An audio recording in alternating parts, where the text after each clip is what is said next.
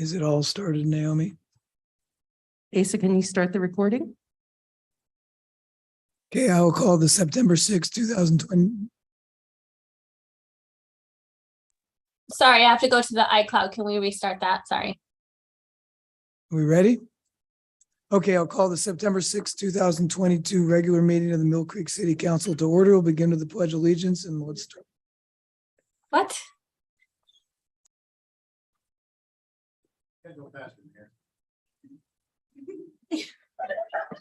I've never been accused of talking too slowly. Isn't it because we need to say yes on the? The recording is on, Asa. Third time's a charm. Are we ready? We are. Okay, I'll call the September 6, 2022 regular meeting of the Mill Creek City Council to order. We'll begin with the Pledge of Allegiance. Councilmember Steckler, please lead us. Pledge allegiance to the flag of the United States of America and to the republic for which it stands, one nation, under God, indivisible, with liberty and justice for all. Roll call, please. Mayor Holtzclaw, Here. Mayor Pro Tem Vanel, Here. Councilmember Cavallari, Here. Councilmember Steckler, Here. Councilmember Allison, Here. Councilmember Duque. Here. Okay, we'll move to audience communication. Anyone in the audience like to speak? And then I'll move online. Ms. Heidel, you have the microphone. Name and address in 3 minutes, please. Barb Heidel, 1401 144th Place, Southeast Mill Creek. Thank you, Mayor. First, I'd like it on record, my appreciation for the respectful and great job Matthew Combs did for the city, since he has already left and there wasn't a council meeting after he had announced his retirement or resigning. He managed to update some of the much needed equipment for our city, for the Public Works Department, and I truly appreciate his effort and his hard work. Next, thank you to Jody and Scott, the Public Works Department, all the vendors and volunteers who helped make the Police Department's National Night Out a successful evening.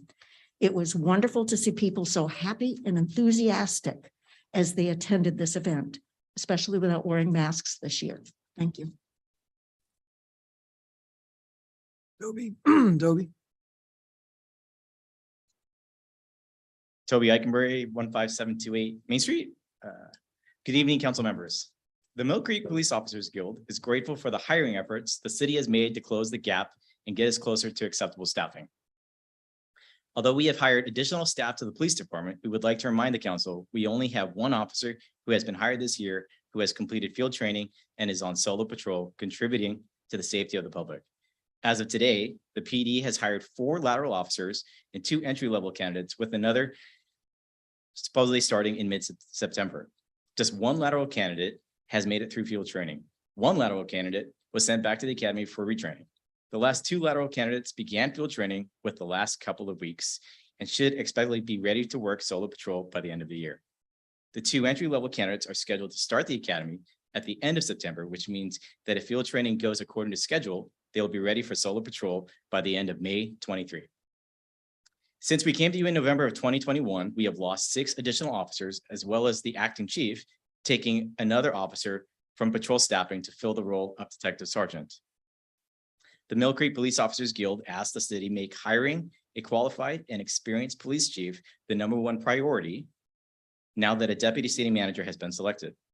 The Guild has a vested interest in the leadership of the police department and asked the city and the council that the Guild be provided the opportunity to be involved in that selection process. The Guild is excited to be part of the process and is hopeful that a qualified and experienced candidate will be selected.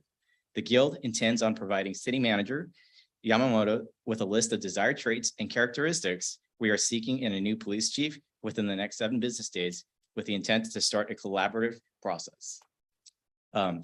Vice President Nathan Lerma and I gave you our business cards. If you guys want to, you guys can reach out to our personal emails, which are on the back of that card. So thank you for your time. Thank you, Toby. Anyone else in chambers like to address the council? I'll move to virtual world. Anyone online like to address the council? Okay, seeing none. Before we move on, just want to thank Joe Sokolowski. He's, I think, on the screen somewhere. We're test driving our new AV system tonight. So a reminder with the microphones, we have to turn them on to speak and then turn them off. So just we have to be diligent with that tonight as we learn our way through the system. So with that, we will move on to the presentations, turn it over to Acting Chief White. Evening, Mayor, Pro Tem, Council. I'm very happy to be here today in front of you. We have two, as Toby was talking about earlier, we do have two new lateral hires. And they're going to be taking their oath of office tonight with us. We have Josie Stoker. Go ahead and step forward, Josie. She comes to us from the Oak Harbor Police Department, and Kevin Whitney from the Nooksack Tribal Police Department. Guys, come on forward.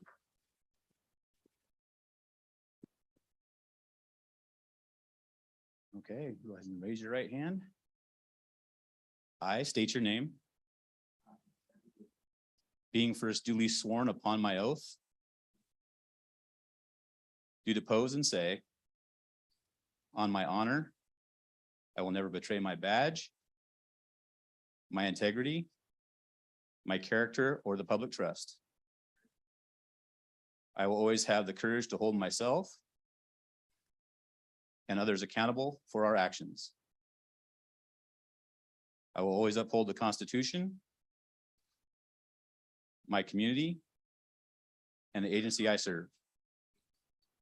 I will fairly and impartially enforce the Constitution and the laws of the United States and the state of Washington and the ordinances of the city of Mill Creek.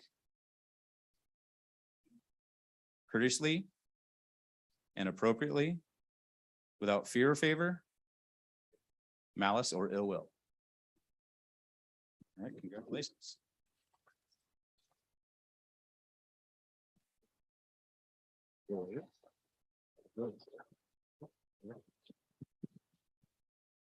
Welcome aboard. Welcome aboard. Scott, do you want photos? Yeah, have to come down. Yep. Go ahead, mask off, if that's okay with council. So- No need for that. Okay. That's what the opposite. Yeah. First we'll do it for you, and then count us along. Can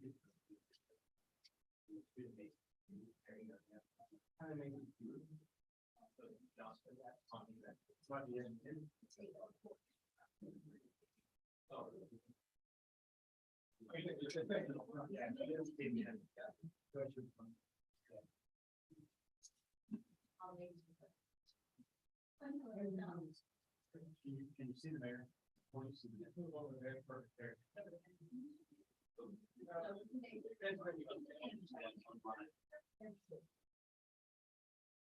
All right.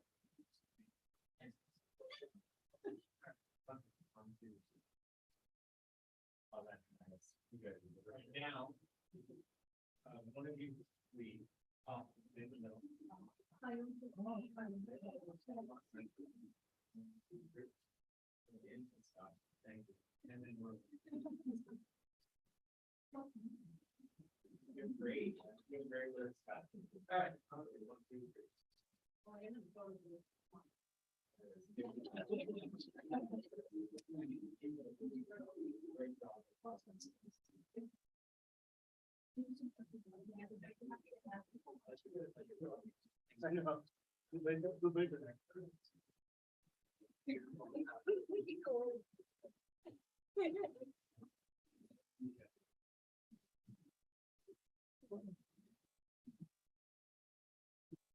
Okay, the council will now be recessing to executive session to discuss, evaluate the qualifications of candidates for public office per RCW 42.30.110 subsection 1H. How long do we need? 10 minutes? Okay, and I don't think we'll be taking action after this executive session, but we will after the next executive session. So it is call it 6:10. We'll be in executive session until 6:20.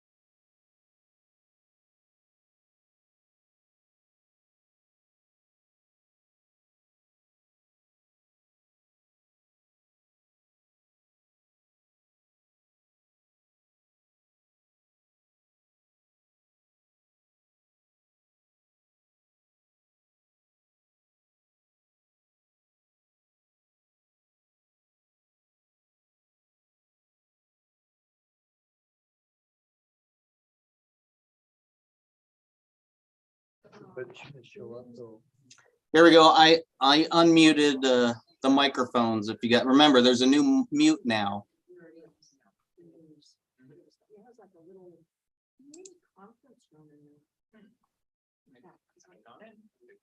Well, we've had a couple of these foundation meetings. Oh. And I'd always like to.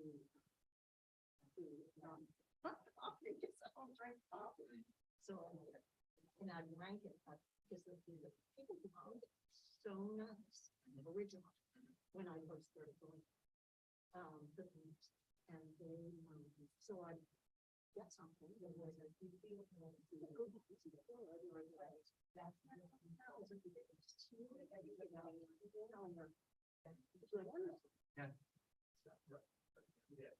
Usually.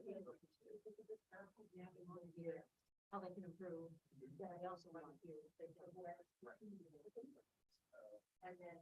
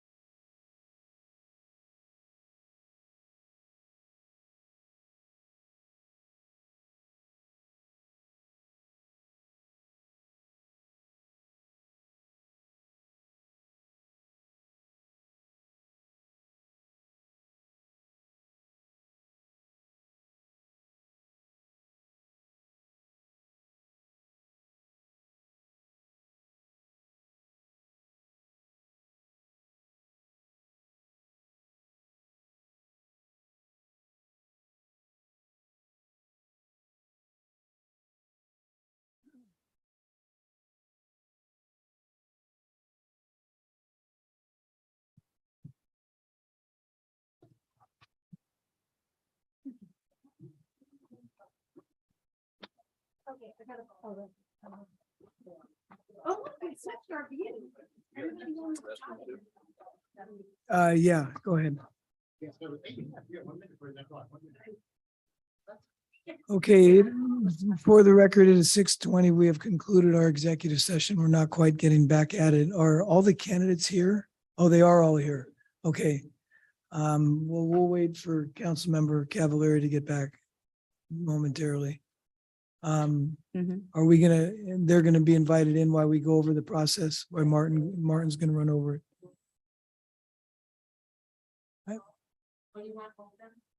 Well, are we gonna bring them all in and have them hear the process and then? Oh, yes.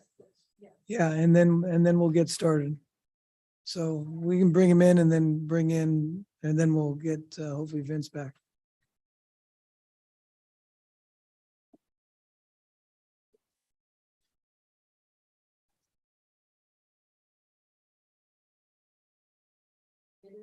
So I changed it to speaker, so whoever's speaking, you'll see the name.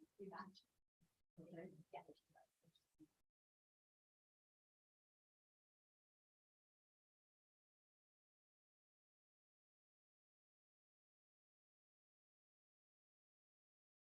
Is our fifth here? I don't see Mindy.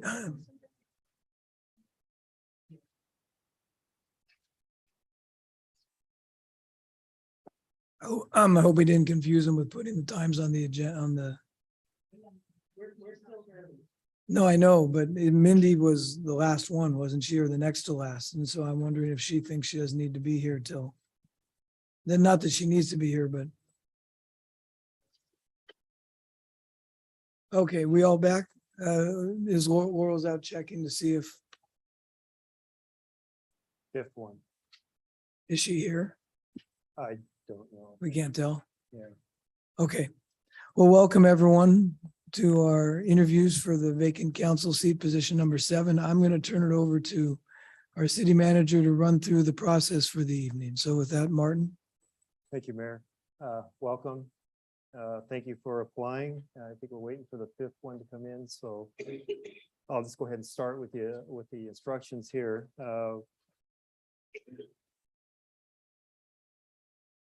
So Mill Creek position number 7 is currently vacant, as you all know. Effective July 1st of 2022, the city began taking applications from those interested in filling the vacancy. Applications were due 5 p.m. on August 19th. We have 5 applicants. So I'm going to cover the interview process. There's 2 pieces to it. I'm going to go over the process for the interviews, and then we'll go over the nomination and election process as well. Can everyone hear me pretty clear? If you could speak a little louder. Okay. Maybe I should use the. Here. I can use this one.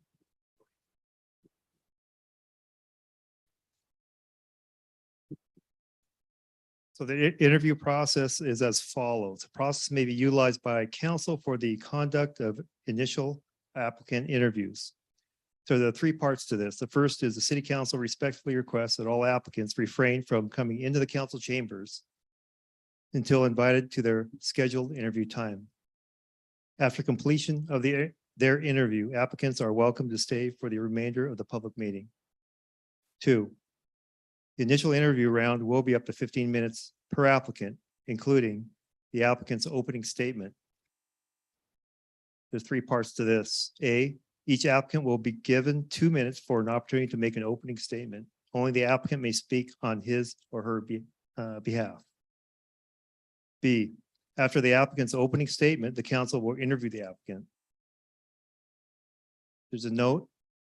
The interview committee, which consists of council members Steckler, Allison, Duque, provided a list of candidate questions to the council prior to the interview session. C, the city clerk shall alert council when there is 1 minute remaining. The third part to this interview process is after the completion of the applicant interviews pursuant to RCW 42.30.110H, the city council may recess to an executive session to discuss the qualifications of the candidates.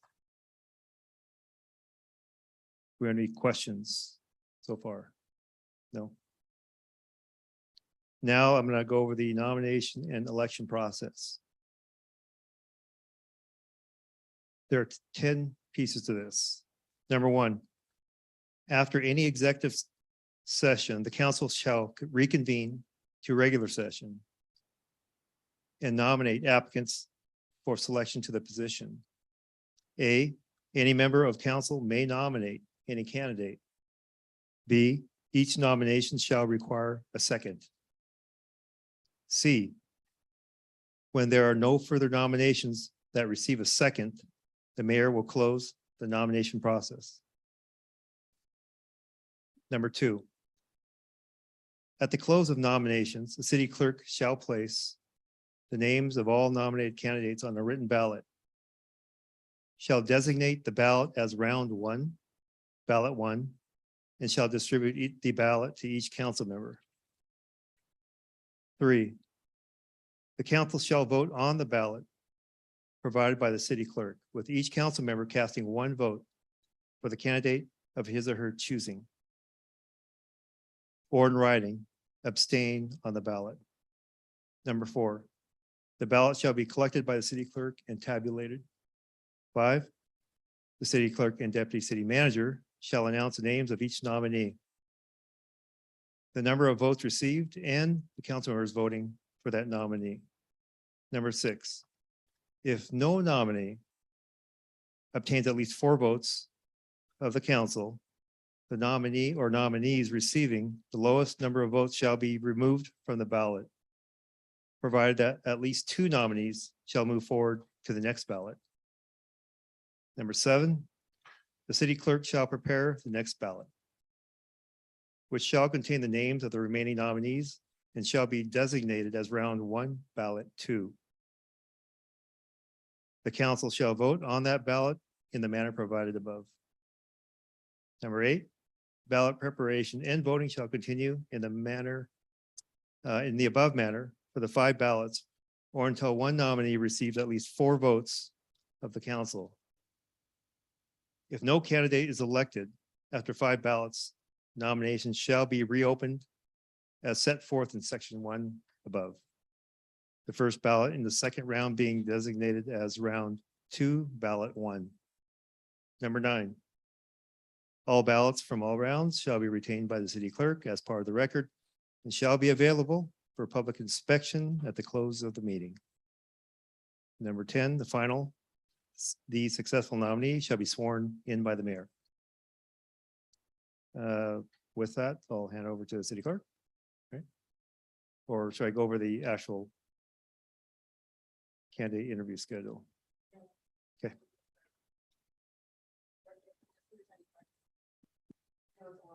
A lot. Yeah. You'll lead into it. If you have questions, go on the way. Mr. Patton, you can sit here.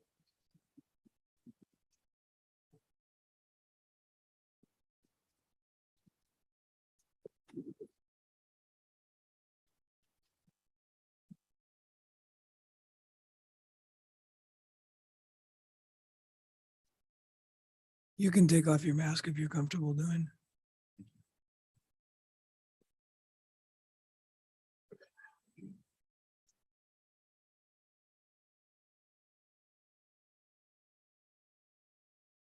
Give me a nod when you're ready.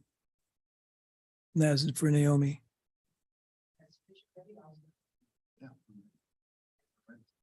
Oh, thank you, Mayor, Mayor Pro Tem, council members. I'm pretty excited to be here in person, seeing your faces. A little bit of background, our family moved to Mill Creek in April of 2014. And I have been in love with the city, with the community ever since. The neighborhoods, the parks, trails, the small town feel with access to big city amenities, if you will. And the deeper my affinity grew for the city, the further I needed to lean into the mic, the more I wanted to contribute by joining our HOA, volunteering with the Everett School District, which is where my wife was a principal until this last year. She's moved on to the Anacortes School District, joining the League of Women Voters, the Planning Commission, working on the ballot measure for the fire annexation, and thank goodness that went through. And as most of you know, I spent the last 14 to 15 months listening in on, sitting in on the majority of the council meetings, the special sessions, the retreat, having the candidate roundtable, the candidate forum, excuse me, to get an understanding of what the community needs and where I might be able to be of some assistance and lend some help. And I have to say, I'm very excited about where the city is today. Our new city manager, comms team is just killing it. The accelerated hiring within the police department, the enthusiasm we're seeing for things like the Mill Creek Festival, the parties in the park, anything that has pickleball attached to it, all very exciting. But I also think that there are some really big lifts for the council and the staff that are going to occur in the next 2 years. 2-year budget, the ARPA funds, compliance with the Growth Management Act, the DRCC, some very urgent decisions that are going to have, in some cases, decades-long impact on the city. And I believe that my consistent engagement over the last 14 months has me very confident that I can contribute significantly and immediately to that important and urgent work that needs to be done at this critical time. Thank you.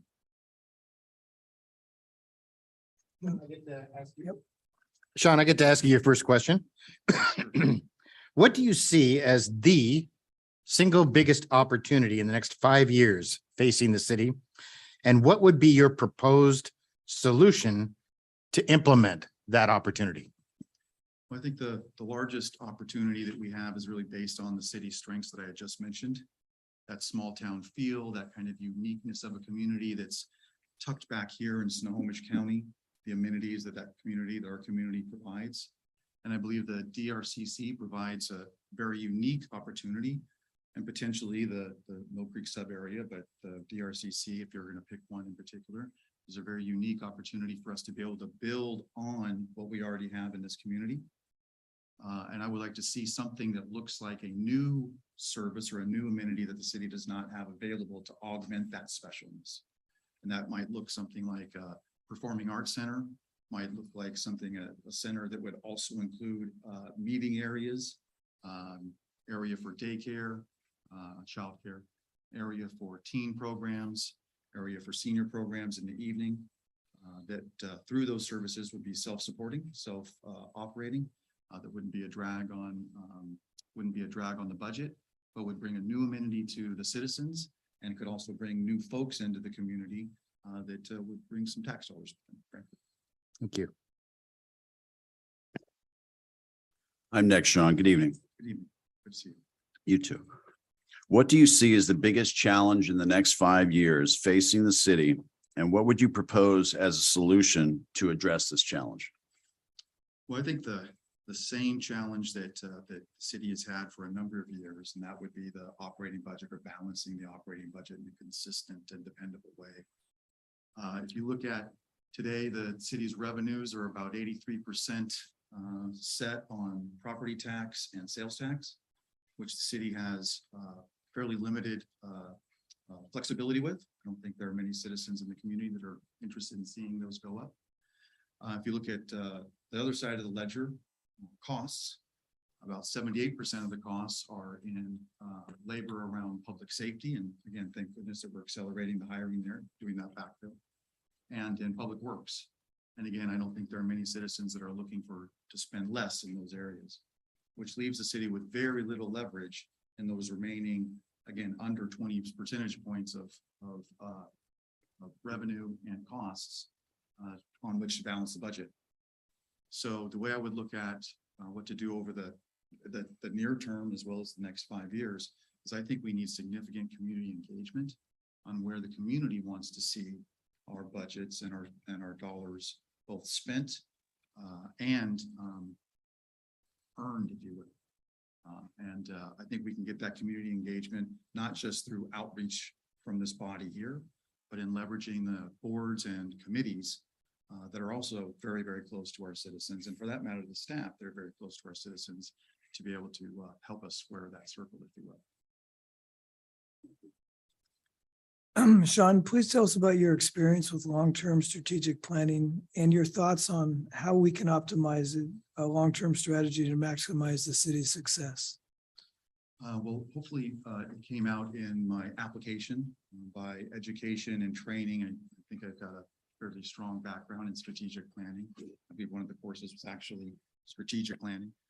But nonetheless, in addition to that, my career, the last, I would say for the most part, last 15 years, I both participated in some cases led strategic planning workshops with the organizations that I belong to. And today, just to fast forward, I work with a rather large enterprise, hundreds of millions of dollars in annual revenue, 2,500 individuals, where the team that I'm on is also charged with not only strategic planning, but the execution of that plan. And that, to answer your question, is where I would talk a little bit about what I might be able to bring to the table, because there's some folks here, I think, that have a lot of experience with strategic planning that might be able to bring some benefit, and that's around the execution side. And very specifically, the quarterly review that we do to make sure that we're identifying early on where we're diverging from that strategic plan, and then using sensitivity analysis to understand what are the leverage points that we can use to either get back to plan or fire up the red flare that says, hey, we're going way off of plan and there is no way back. And to me, a plan is only as good as the execution and the follow through. And I think that's where we could do some good work as the council. Thank you, Sean. I have the next question. So what I would like to know is, how would you work to create consensus on various issues? Well, I think it's important to have decision criteria that can be dependable by the parties that you're working with, whether that's individuals on the council or the community, spouse, wherever you happen to be doing your negotiations. There's really four that I try to lead into. And one is being very data driven. What are the facts of the matter? What do we see as kind of the foundation of what is happening, and to be able to agree to a certain set of data sets that are facts that we can start from. The second is making sure that we're incorporating stakeholders into our conversations, or I can incorporate stakeholders into the conversations that we're having with the council. And stakeholders, I mentioned, there's the community, certainly, also the staff, the committees, the boards are all representative of the stakeholders that I think we serve, the council serves. And the third would be utilizing benchmarks.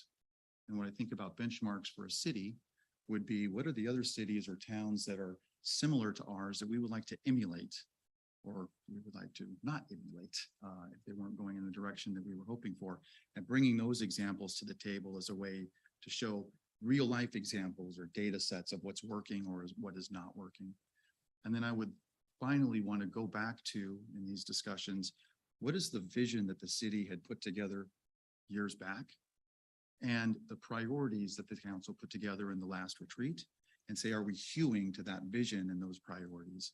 And I think if I can consistently do those four things in each one of the areas where we need to have debate, I think the council can count on where I'm coming from, even if we can agree to disagree.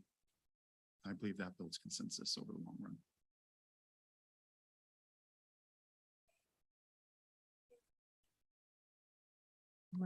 Okay.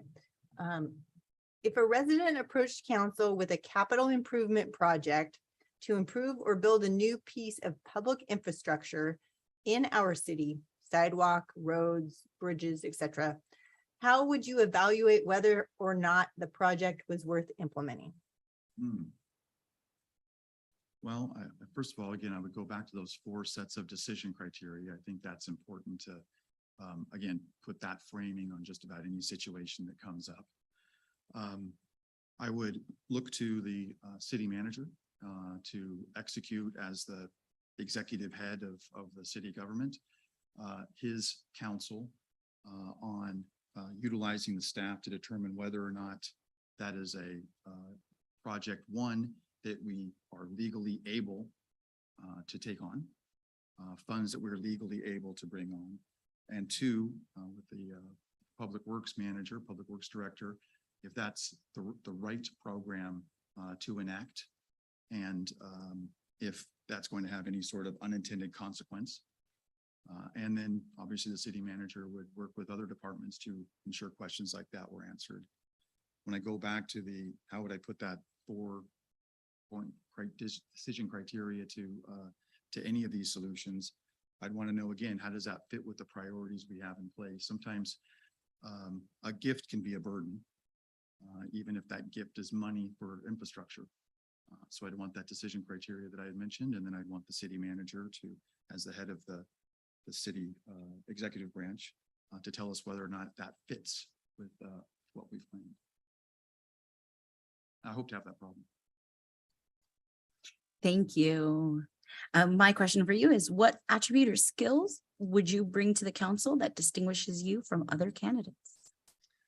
Well, hopefully I covered a little bit of that in the opening, but I'm happy to go over that a little bit more. So certainly, I believe the dedication and consistency in participating these last 14 to 15 months and the big decisions that need to be made very, very quickly.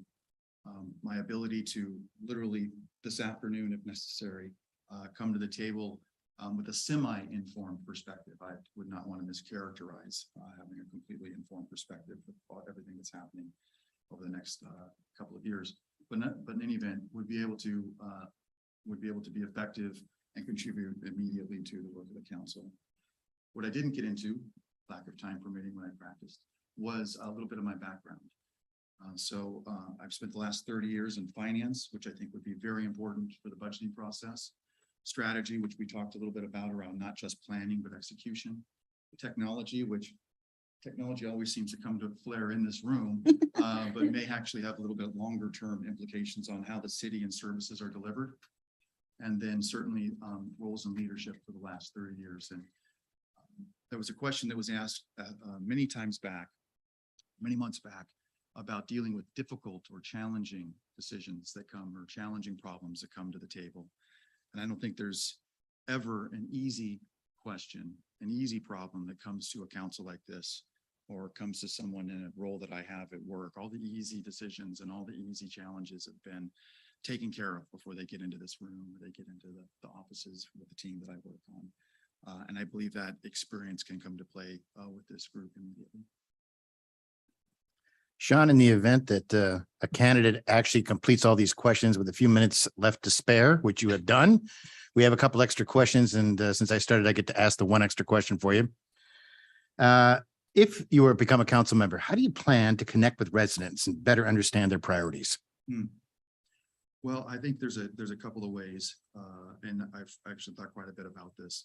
One is just old-fashioned door knocking without necessarily campaigning. I've seen a lot of you folks outdoor doorbelling and hearing those stories from constituents that is not in a planned way. And that proactive outreach, it's wonderful to be able to hear from folks that have a megaphone or that have an opportunity to come and sit here, or have the luxury of a job like mine that I could come and listen in. It's those folks that can't, that we probably want to hear from. That's one way. The second is, I think I can't remember who I had mentioned this to, but the party at the parks, the events that are being held, it would be fantastic to have a council booth that people can come to the booth. The mayor can be put in a black top hat so they know that he's the mayor, like on Monopoly.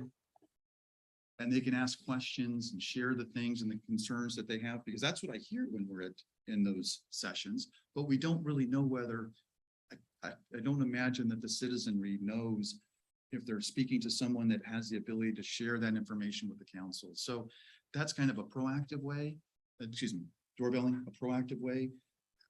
Reactive is maybe a small way to say it, but I think there's an opportunity to put ourselves in the flow of people so that we can get natural conversations with them.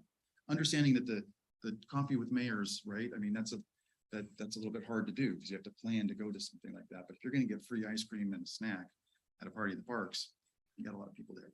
Thank you. Thank you, Sean. Thank you for not recommending a dunk tank for the mayor. Oh, I thought you were going to go with the dunk tank. I thought you were going to go with the dunk tank. Dunk tank kind of worked against you. Yeah. Yeah, once you've interviewed, we will have. And are there 2 Ds in dunk tank? That's a great idea. Dunk tank at the same party in the parks.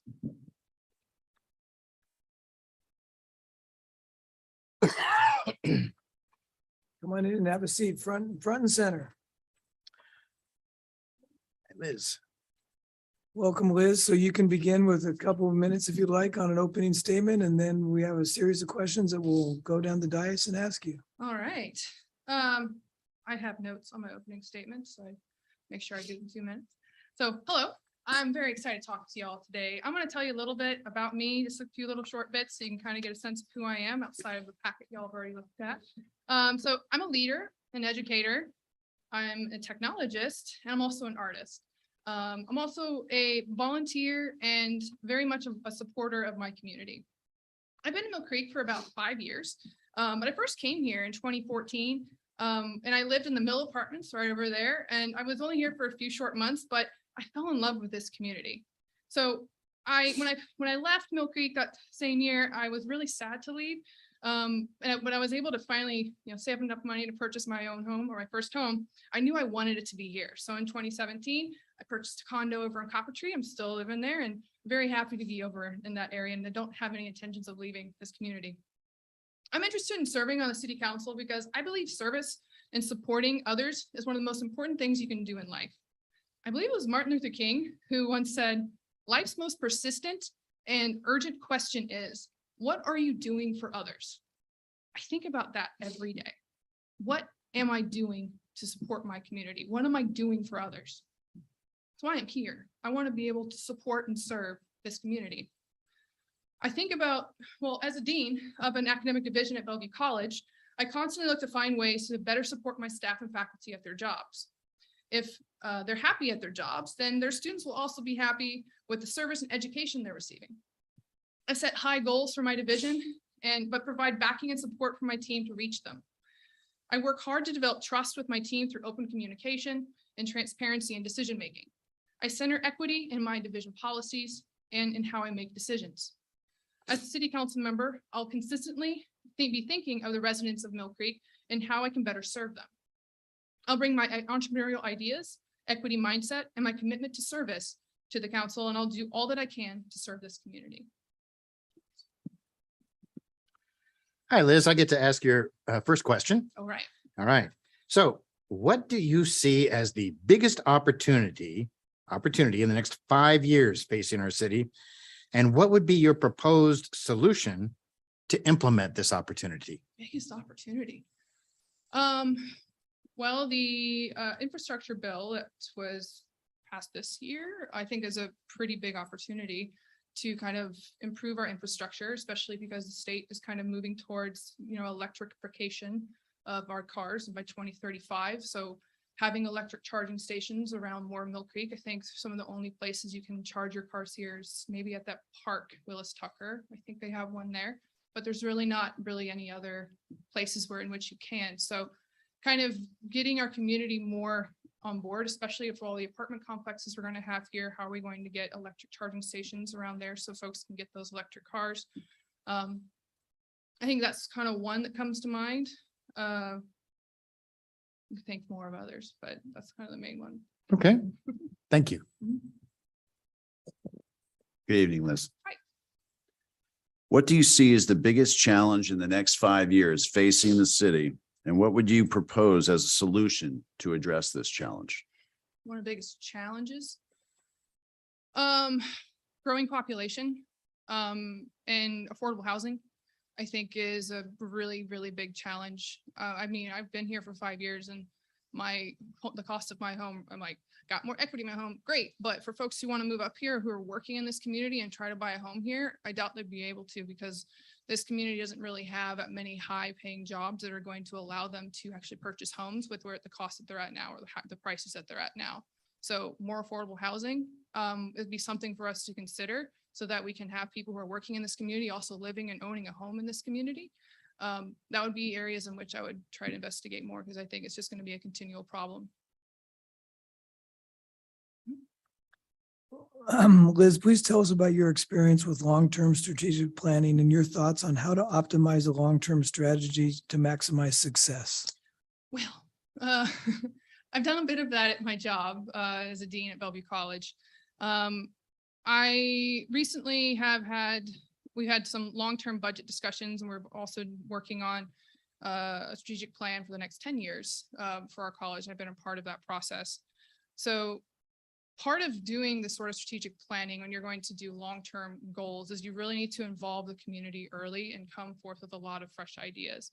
And you need to have urgency to do those sorts of things. So you want to establish the sort of goals that you want to set for yourself for the next 10 years and have a community of folks that are going to do that. So that could look like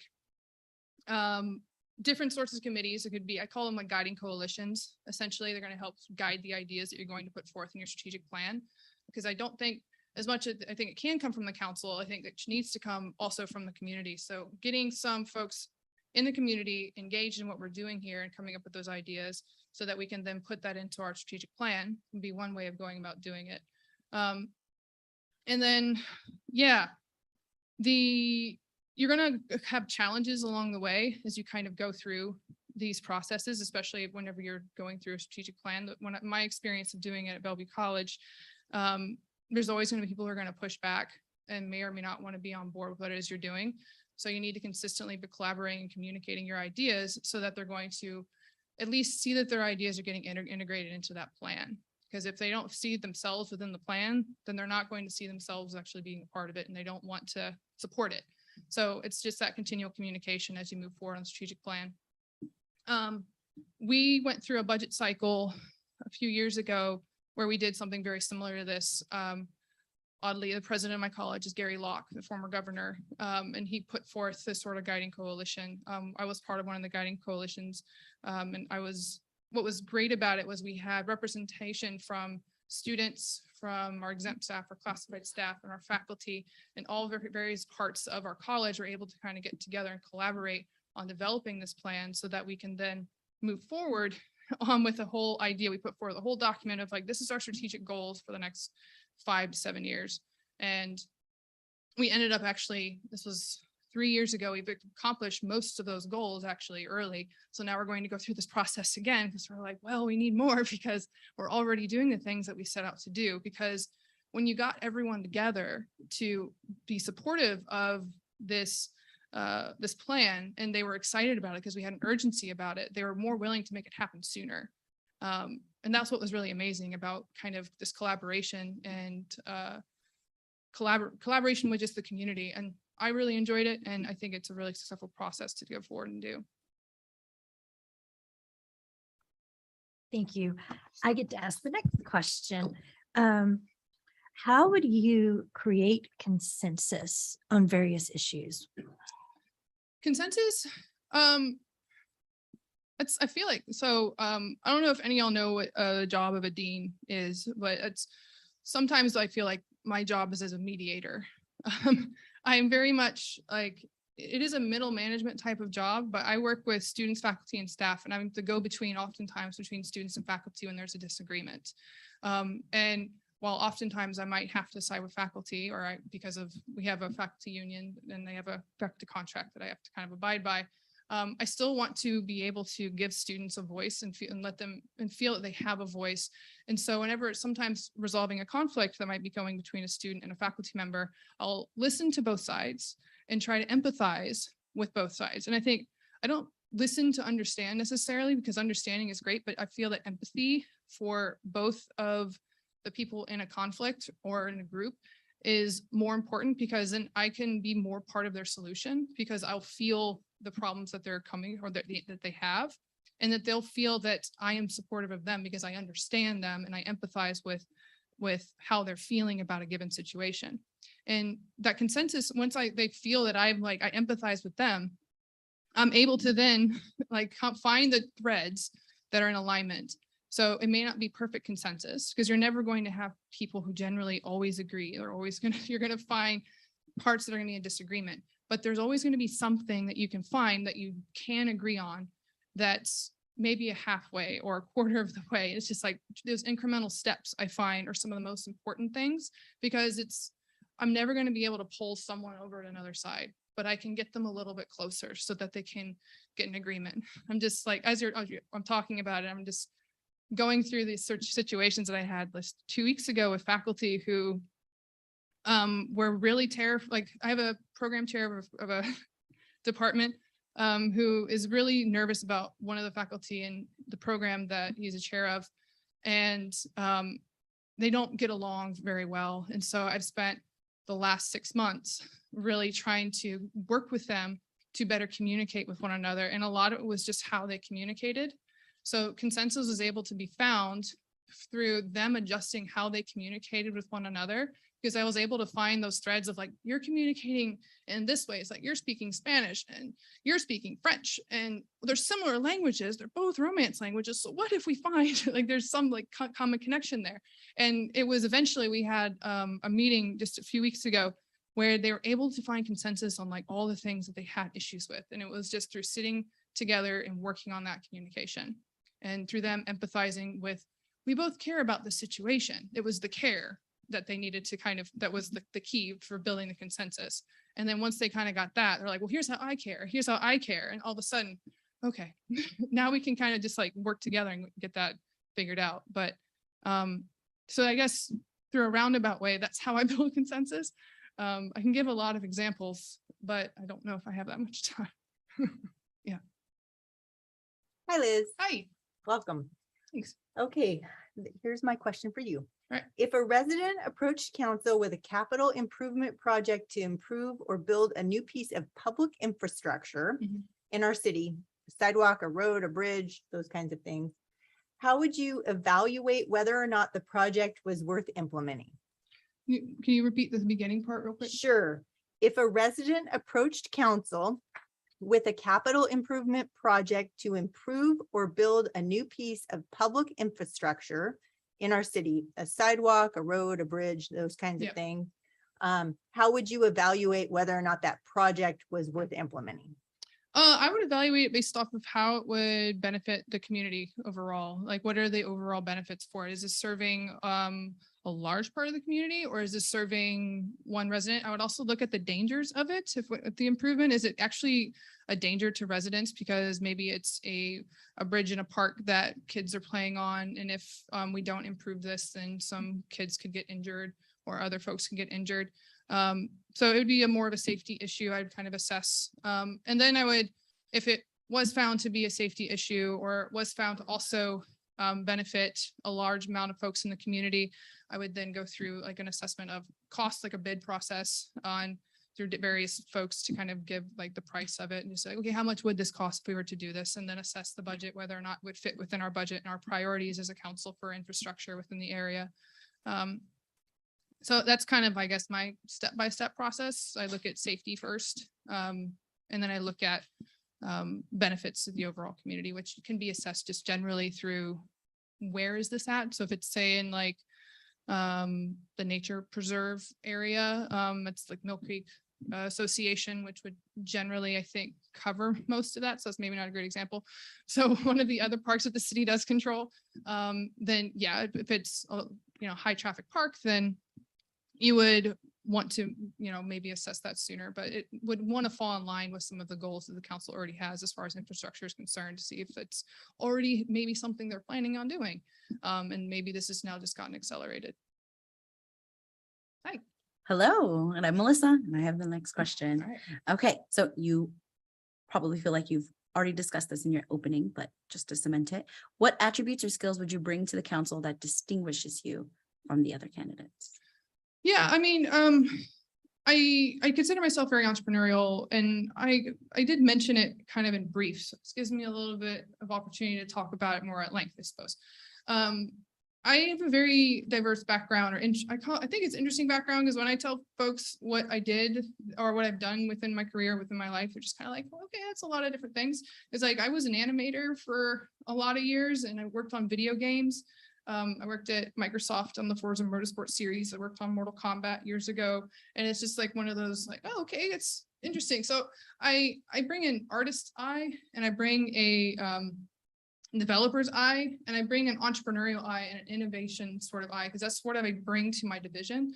I'm always looking at ways to innovate. It's so much so that it drives my faculty a little crazy, because I'm just kind of like, well, what if we did this sort of thing? And I'll always kind of do a cost assessment of it, but I like having like big ideas, because I think when you have big ideas, you're able to get other people excited about things. It's like about that building urgency or establishing urgency if you want to make change, because you want to kind of make people excited to go do something and make their community better.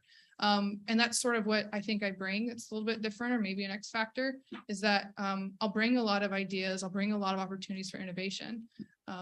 Yeah. Thank you. Hold on. Yes, Thank you, Liz. thank you so much. Thank you. You're welcome to remain if you'd like.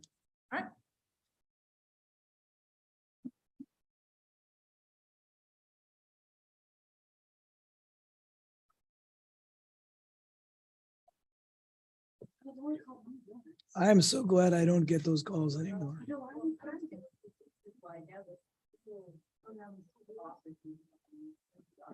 And then they'll start texting you too. Oh. Yeah, up at the table. And you're welcome to take off your mask if you're comfortable doing so.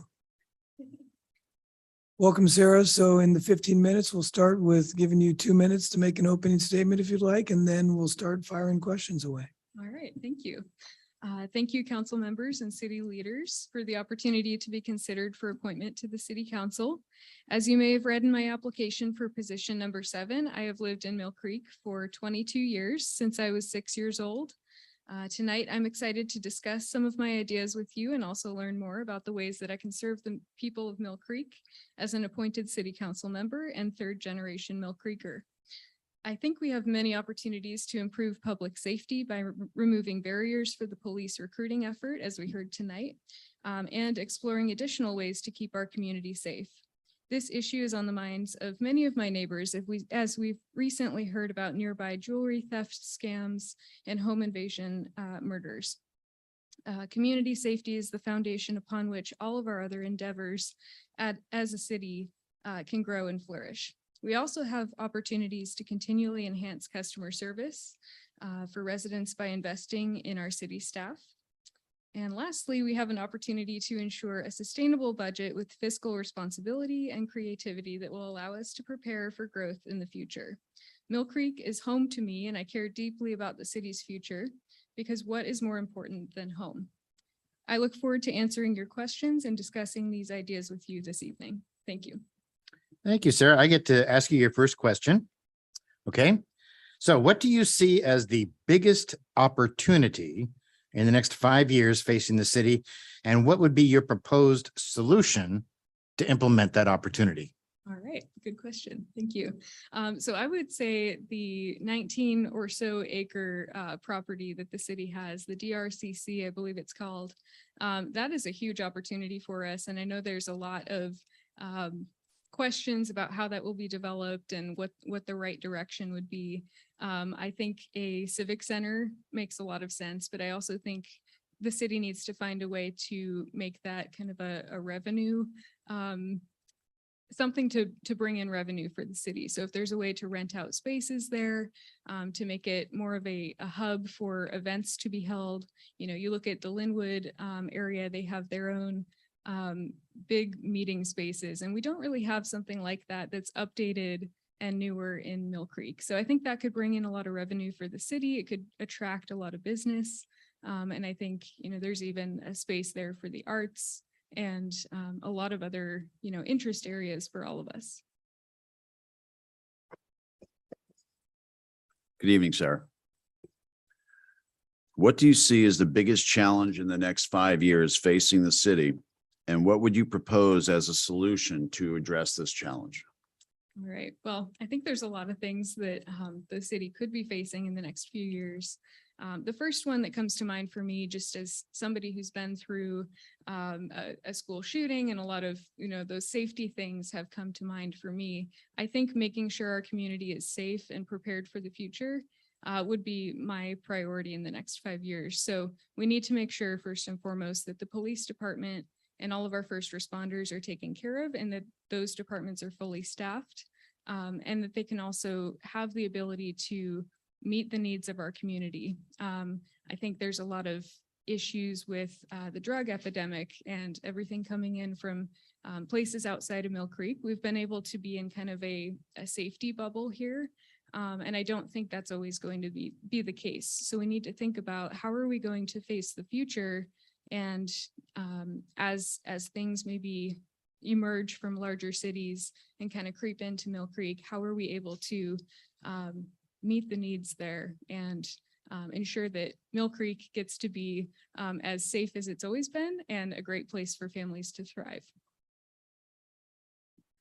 Sarah, tell us about your experience with long-term strategic planning and your thoughts on how to optimize a long-term strategy to maximize success. Yeah, great question. So through my job at Amazon, I've had a lot of opportunities specifically with the veteran community to plan out how we're going to support that community.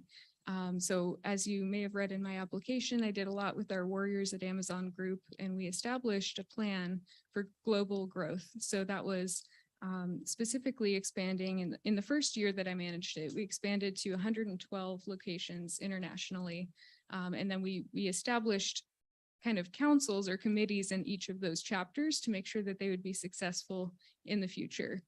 And then for my job also with the fellowship program and the bridge program that I lead for the active duty service members, which is my main job at Amazon, we've recently been working through how do we expand internationally? What's our 5-year plan here? How do we work backwards from what our customers are asking for and what these future issues will be based on the national defense strategy and a lot of these other military doctrines that we need to prepare the armed services to be able to meet. So working backwards from kind of that 3-year, that 5-year goal for the military, that's what I've been able to do within my program at Amazon to specifically build in learning programs, upskilling programs, and different initiatives to look ahead and look around corners for what our customers need. Thank you, Sarah. It's my turn to ask a question. My question is, how would you work to create consensus on issues?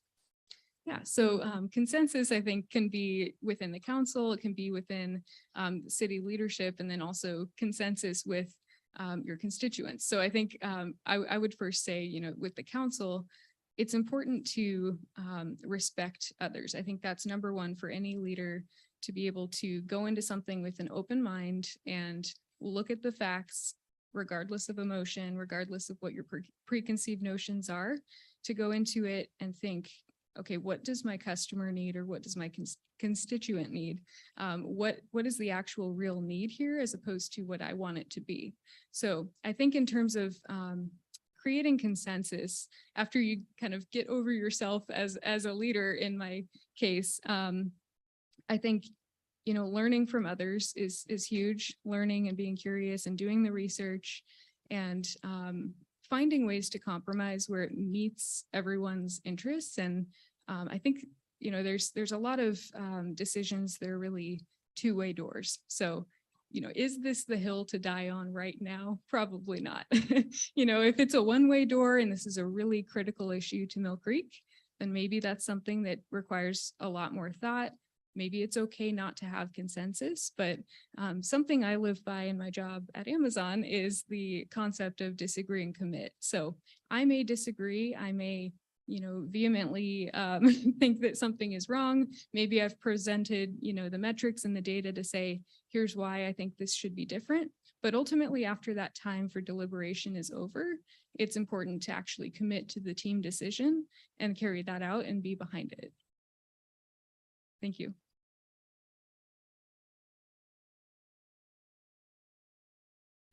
Okay, this is kind of a long question, so if I need to repeat it, let me know. Okay. Okay.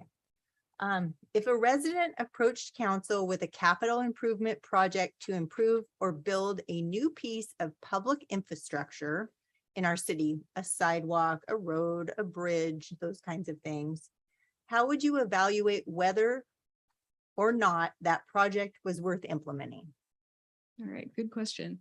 And I think that's exactly where we would get a lot of our, what do our customers need? What do our constituents need? What are residents actually asking for? We want that approachability and accessibility, and we want people to bring those ideas to us. So I think that's healthy. It's a sign that someone is actually trusting us to listen to them. In terms of capital improvement, I think that should be something where you assess among other residents, is this something that they would want?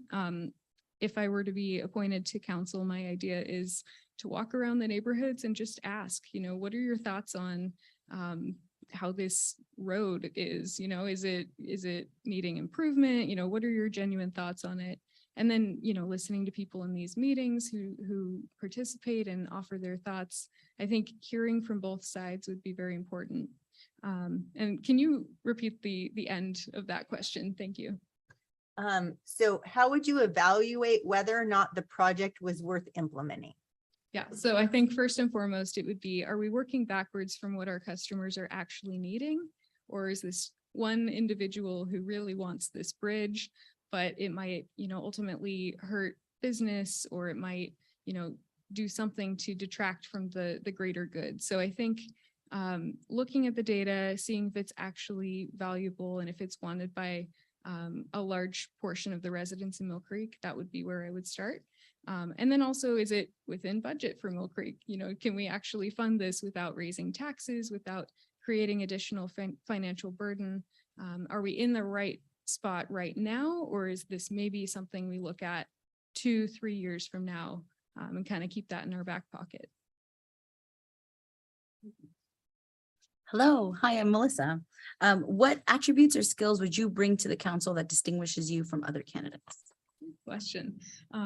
I think being young and being a learner is unique to me, and that's, I know I look like I'm about 16. I promise I am not, but I think coming into it not having a background in politics, or not having any sort of, city experience, kind of gives you fresh perspective. So I have done a lot of research just preparing for this and for the application. And I think coming into it asking why and asking those questions can kind of disconfirm some of those things that maybe have always been part of tradition and the way we've always done things, but not necessarily the right thing to do, so like we get stuck in certain policies or certain processes over time, and no one's ever really questioned them. So I think it's good to have a fresh perspective, someone coming in who's okay with just being like, I don't understand this. Can someone tell me why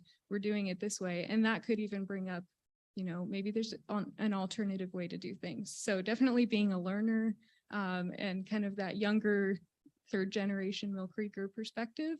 I see myself living here the rest of my life, and I'd love to see, at our 40th anniversary, 60th, 80th, however long I'm here in Mill Creek, I'd love to see it as a flourishing city. So I think, the long-term investment and the family focus and just the fact that this is really home to me, I think just makes it so much more personal, and that I think I would care deeply about these issues. Yeah, thank you. Well, you went through all those questions pretty quickly. You have about a minute left. Would somebody like to ask an extra question? I do. It gets to be me. Thank you for that. Yes, exactly what Councilmember Steckler said. So my question for you is, how do you plan to connect with residents to better understand their priorities? I did see some of this mentioned in your packet, but opportunity here to say it for the public. Thank you. Yeah. And I think this is not a novel idea. So I think this is something that the mayor pro tem have already launched. So the coffee idea, the coffee chat idea, I think that's great because we live right outside of Seattle. It's a coffee kind of environment, and it's a great way to connect with other people. So I think meeting over coffee with people and supporting one of the local small businesses would be great, and just being accessible in that way.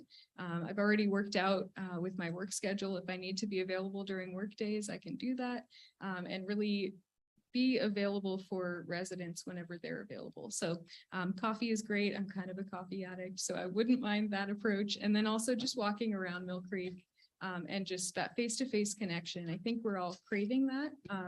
With, COVID, we've been behind masks and behind, closed doors for almost 3 years now, I think. So everyone's craving that connection, and they want to know their leaders and have that. Mill Creek is just that more relational, small town feel. And so I think just meeting people where they're at would be my approach. Thank you. Thank you. So we're at 14 minutes. Okay. 1 minute. All right, really quick here. Yeah. Oftentimes, council members have to address controversial issues or make difficult and unpopular decisions. How would you handle this aspect of being a council member? It would be tough, for sure. It's not something that I'm unfamiliar with. So when I was in college, there was a situation where they did not want to support veterans on campus, and they didn't want to allow us to have a flag at a Veterans Day event. And so for me, I was like, that's not okay. We need to support our veterans, and that's really important to them. So I was in charge of the Military and Veteran Support Club at the time. And so we did what we could to work with university leadership and ultimately bring in a lot of other stakeholders. And they were able to reverse that decision once they heard, you know, this is overwhelmingly not a popular idea with the students and with the community and the donors and everything else. So that was my senior year. There was a very real possibility that I could not be handed my diploma when I walked across that stage by standing up for that and maybe being the bad guy or the bad gal in that moment. But you know, it was the right thing to do, and I'm not afraid of standing up for the right thing, but also, you know, finding a way to reach compromise and hear others and be willing to work with anyone. Thanks. That's fine. Thank you. You're welcome to stay and listen to the last 2 interviews if you'd like.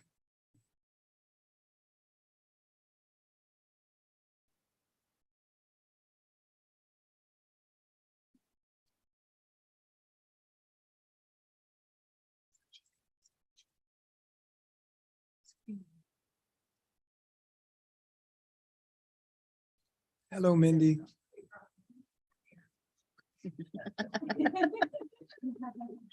So with your 15 minutes, you're welcome to take a couple minutes to make an opening statement, and then we'll start firing questions away. Okay, first, I am so sorry for being late. I really thought it was 6:30, so I apologize. No worries. I have this written down, but really, I think I just want to introduce myself. I'm Mindy Humphrey. I've lived here for many years. We moved into our house in Mill Creek in 2004, and before that lived in Silver Firs. So generally around the area for a long time.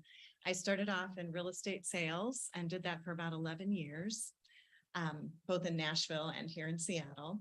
And then in 2004, I started staying home with my 4 kids. So have been doing that ever since, but I feel like that makes me a great candidate because my primary job has been being a citizen of Mill Creek for about 18 years. So we've used lots of programs and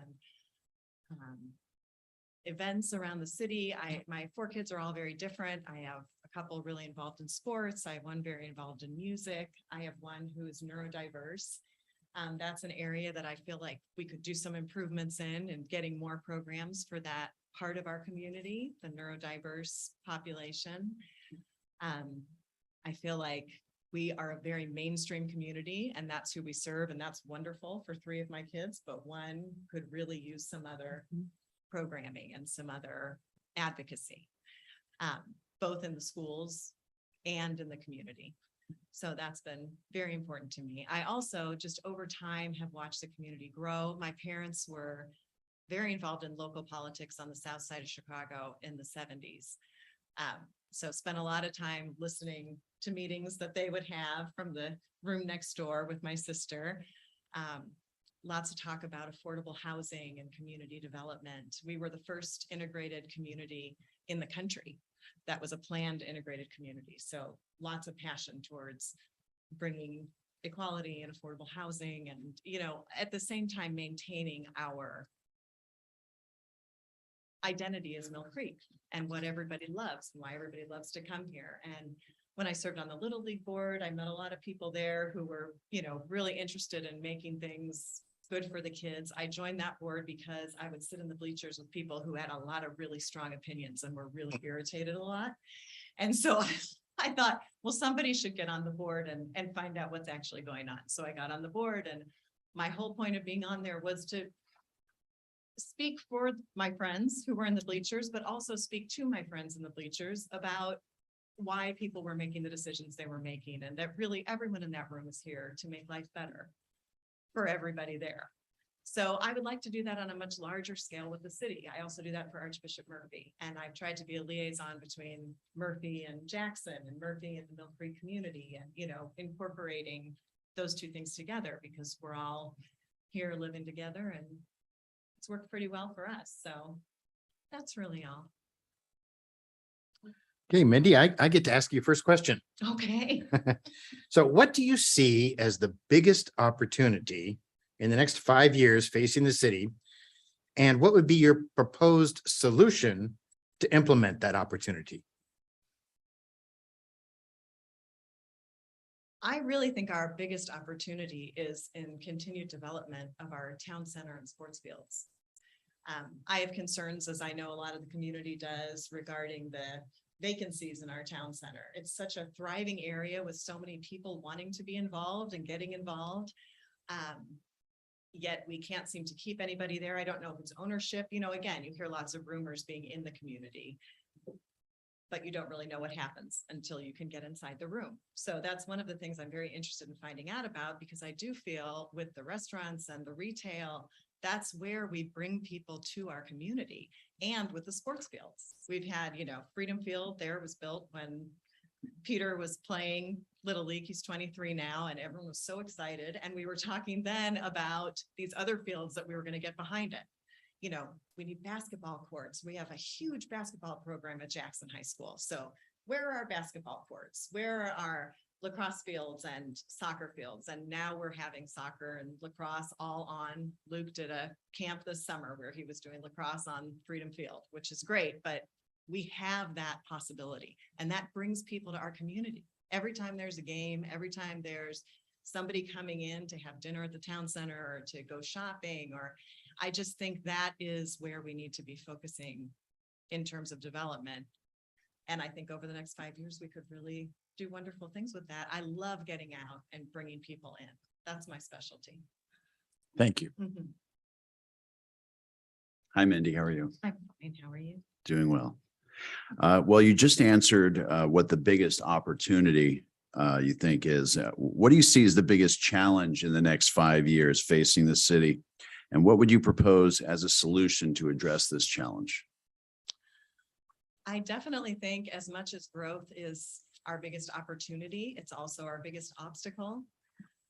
We have been growing at such a quick rate that our infrastructure, I think, has trouble supporting as much as we've grown. Our roads get crowded and our schools are crowded. I don't really know how to propose what to do. That's one of the reasons I want to come in and learn from you all and see, you know, what can we do as a community to support this extensive growth? I know within the community, there's much concern over, you know, every time a new apartment complex comes in, every time a new, you know, a new condo living arrangement comes in, the houses that are stacked on top of one another. You know, the biggest concern in the community is what's going to happen in our schools? Where are all these people going to go? What's going to happen with our roads? It already takes me 10 minutes to get through Mill Creek to get to the town center. You know, these are things that people worry about. And the busing to Cascade is a real issue for people. And the, you know, just different aspects of our growth that are downgrading our community in some ways. And I feel like what you love about living in Mill Creek is the ease of it. That's why my husband and I moved here in 1999 for 2 years tops, but then we were heading back east. And we've been here a long time. And part of the reason is that we love this area because it feels like a small town. And with all the extensive growth, and it doesn't help when you see big vacancies and the U bookstore, or, you know, these different places, and you feel like things are not as comfortable as they were. And that's part of the reason I want to be on city council, is that I hear everything. I'm very connected in the community. So I hear everybody's concerns. I hear, you know, all this that goes on. And I like to be able to then go to a place where I can make a difference and also be a person who can let those people know and let the community know what we're doing to change that. Because that is a concern. Mindy, tell us about your experience with long-term strategic planning and your thoughts on how to optimize a long-term strategy to maximize success. Okay. It's very corporate. Um, I mean, I could start with my long-term strategy that started when I had Peter, but I'll do something a little. None of that seemed to work out. He's a musician and a bartender, so. um, I would say the most concrete evidence I have of that is working with Archbishop Murphy. I got on their board about 5 years ago, when my oldest was there. And it started with them, actually it was longer. I started on subcommittees and it was longer than that because I was with them when we started the planning for the ARC, the Academic Resource Center at Archbishop Murphy. And that has definitely been a long-term project that we've worked on and something very unique to a parochial school. You don't see that kind of thing at a college prep school. So we start in small steps. We put out our long goals. And then I think what worked for us was reaching out in small increments to the community and learning from others around us. I'm not going to have a great corporate answer because I don't really know how to do that. But I can tell you that we did achieve what we wanted, and it is still moving forward and getting bigger. We had to get the financing, we had to do fundraising, we had to work with the teachers already in the school and bring in new teachers and reach out to the community and see what was needed by the community, people who would be interested in that kind of a program. Really, I take everything in small steps. I like to put the goal out, but then I like to just work on what can I do today and plan what can I do today to move forward to that goal at the end of the term. And that's how we do it. And it usually works. Thank you, Mindy. I get the next question. So my question today is, how would you create consensus on various issues? I love doing that. That's my favorite thing. I have always taken pride in my ability to do that. That's part of the reason I joined the Little League board. That's part of the reason I joined the basketball program. It's part of the reason I am here today, because I feel like I'm very good at hearing other people and listening and appreciating where people come from. I try to always come from a place where my assumption is that everybody is trying to do the right thing and get the right thing done. And I think when you start there, it is much easier to gain consensus because you're not defensive. You're not trying to get the other person or to prove yourself right. You're more interested in hearing what they have to say because they're trying to get the right thing done. Even if they're trying to get the right thing done from way over here and you're way over here, you both want to be here. And that's where consensus lives. And I just really feel like it's not that hard to do if you just go into it with the right attitude, because everyone in this room, I'm assuming, wants the same things for the city in terms of growth, in terms of, being prosperous and bringing lots of people in. And the path to that might look different to you than it does to me. But if we want to be at the same place, then it's not going to be a problem. So that's how I do that. Sure. Okay, I'm Connie Allison, and I have a really long-winded question to ask you. So if I need to repeat it, do not feel bad. Okay. I'm sweating now. Yeah. Okay, if a resident approached council with a capital improvement project to improve or build a new public infrastructure, be it a sidewalk, a road, a bridge, something like that, how would you evaluate whether or not that project was worth implementing? Oh, wow. It's like a real city council question. I believe I would start, this is just me doing it how I would do it.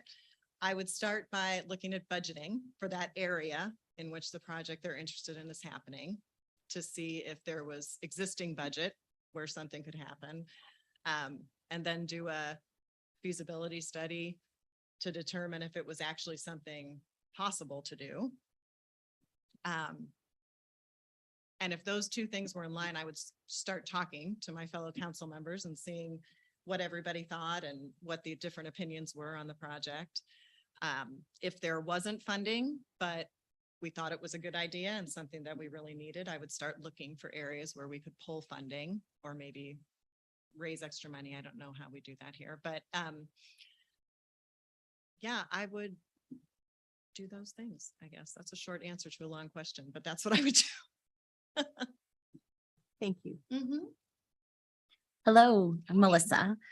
What attribute or skills would you bring to the council that distinguishes you from the other candidates?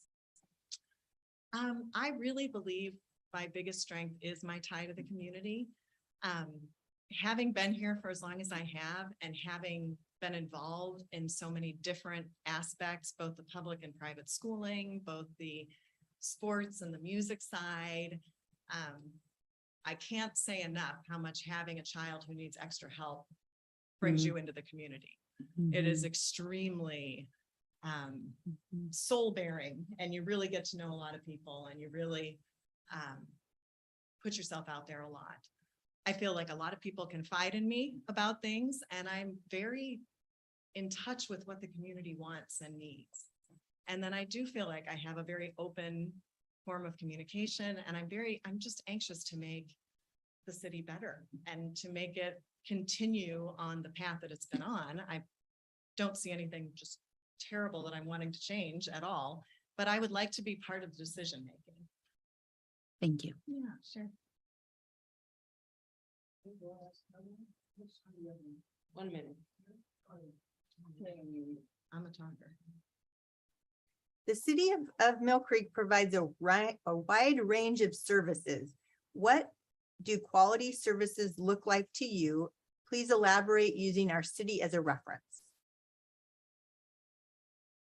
Okay, well, is this a place for me to put forth that new idea, or is it more existing? Go Existing for it. services? Okay, well, this is my idea for the neurodiverse community. There are so many great services for mainstream kids and young adults in Mill Creek that we've utilized over the years. I would love to see a social group for neurodiverse young adults, a place for them to meet and come together. I'm taking Jake to one in Lake City because that's the closest we can get. And I know from being in the schools, we have a high population of people who could really benefit from that. And our city is so good at doing that and bringing people together that I think it's just a missed opportunity. I think it's a group of people who need each other, probably more than most, and are not being given an opportunity to make those connections. So I think if we could just follow the Mill Creek pattern of what we do for Jake, Luke, or for Luke, Hannah, and Peter, my other three, and give that to Jake, kind of like Murphy did with 3 of your kids can come here. Let's find a place for the 4th. Let's do that. Let's be a place that can take the 4th. And I think Mill Creek is completely capable of that. And I would love to see it, and I'd love to help do it. That's time. Thank you. You are so welcome. Thank you, Mayor.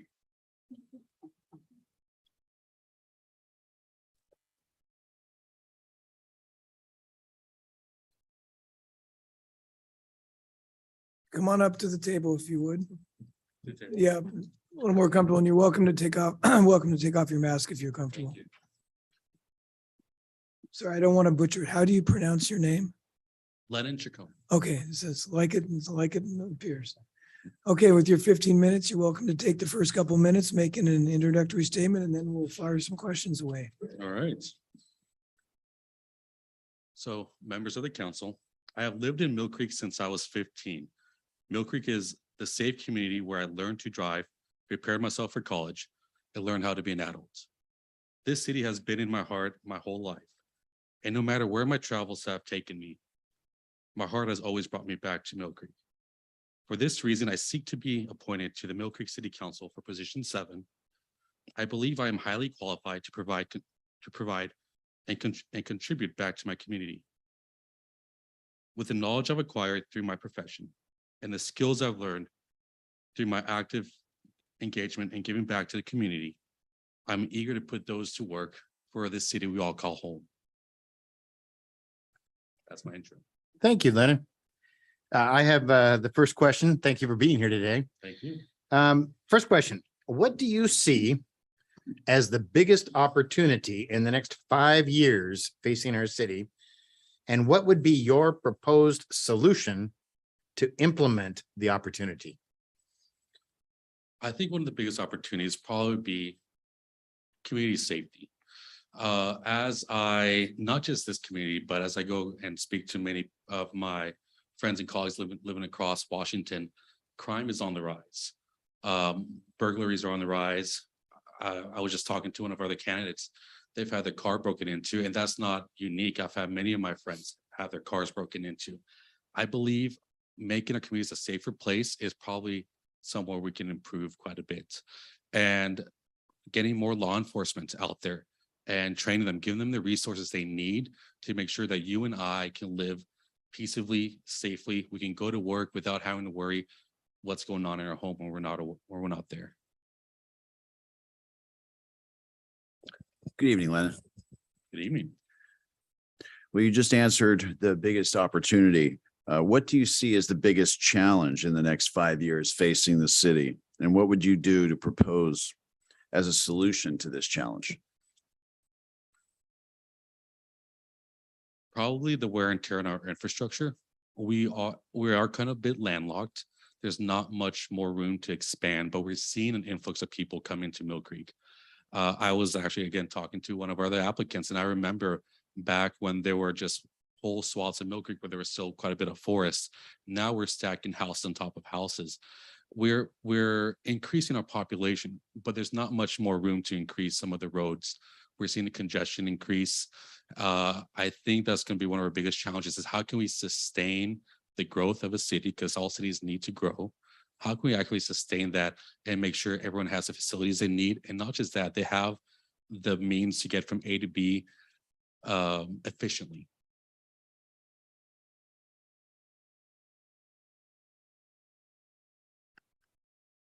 Can you tell us about your experience with strategic planning and your thoughts on how to optimize a long-term strategy to maximize success? Well, my experience with strategic planning is probably not on your guys' level with actually planning a city. But my limited knowledge of being, again, part of a lot of different non-for-profit boards and on different charities. When we have like a goal we want to meet, or we're project we want to complete, I find the best thing to do is to task out to a small group of people that they can work it out together, overcome the challenges. And there needs to be probably a project manager to manage that, to keep everybody on track.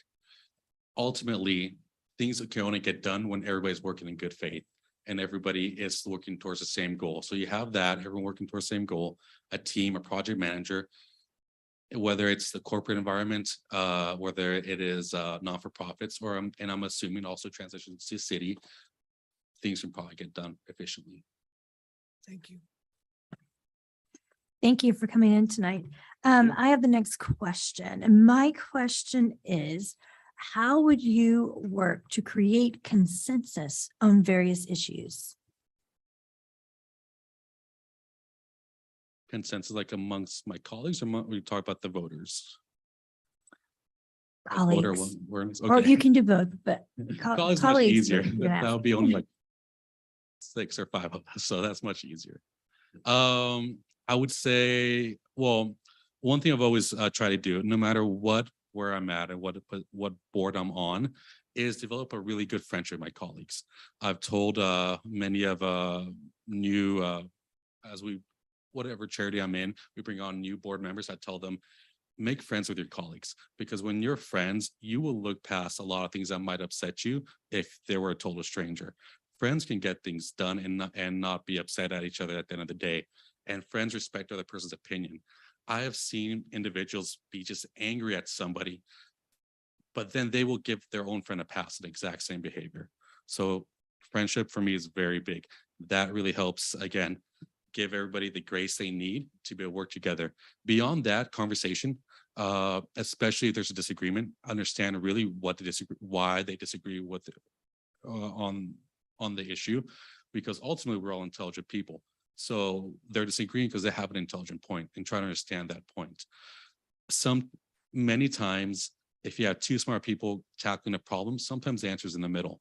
And if you understand both sides, you can come to an agreement, you can find a pretty good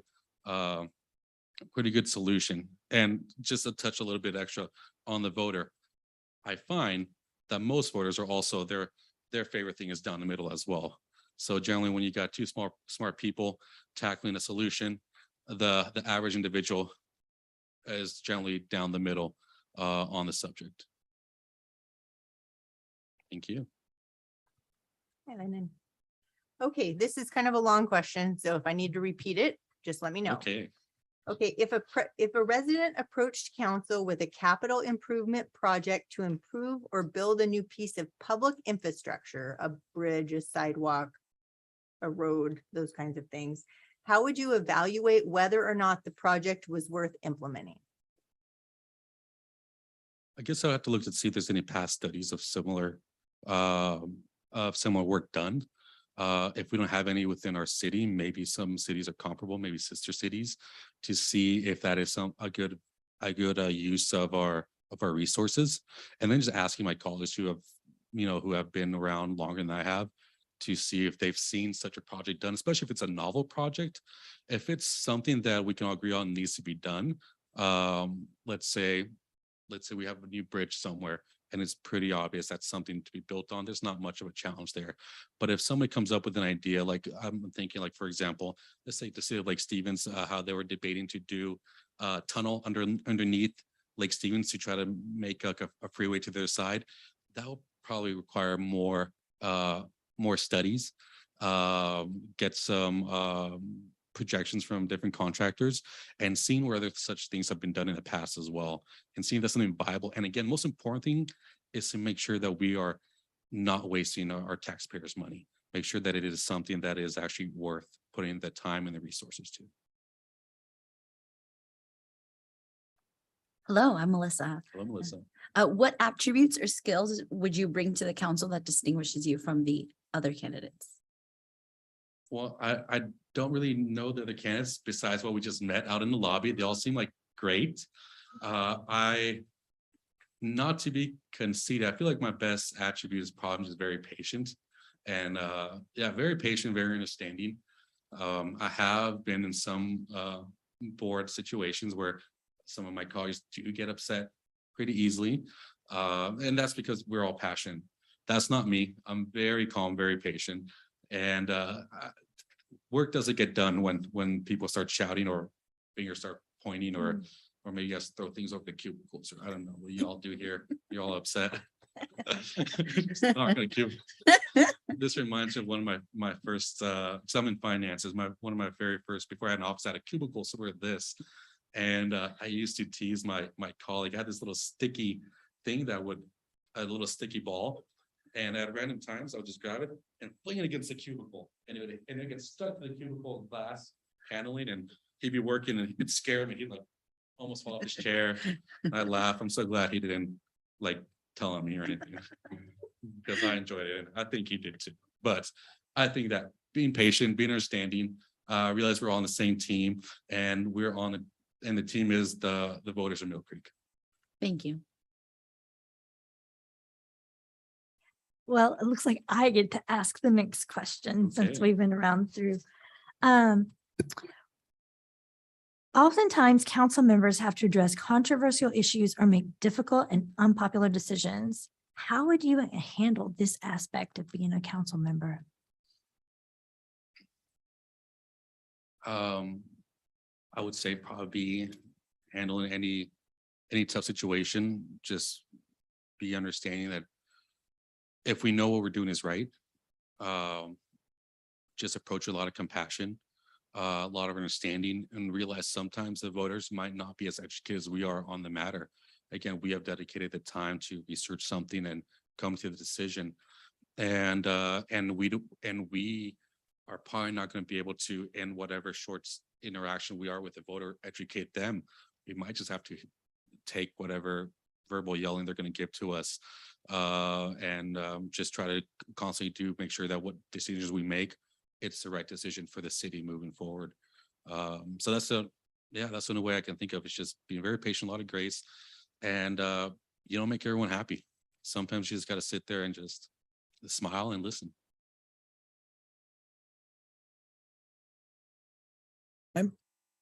We have 3 minutes. Okay, cool. I'll throw another one out there.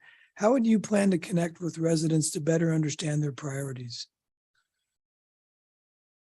I probably want to, well, I got some ideas, but also I'm a big believer in learning from people that have come there, done it before you and do it successfully. So I would probably ask my colleagues, I'm like, what do you guys do? But besides that, just off the top of my head, knowing some of my other mayors that they'll do like a monthly coffee. They'll be at a coffee shop and all their constituents know that they'll be there. They can come up and talk to them and then ask them, you know, what are the issues that most affect you? What are you most concerned about? I know anyone that represents the community, that's a key thing, is to understand what the voter wants. What are their issues? What are their concerns? And then again, see how we can responsibly help them with that. But number one is I'll probably ask my colleagues, what's the best way? Again, that's my thinking, but probably ask my colleagues.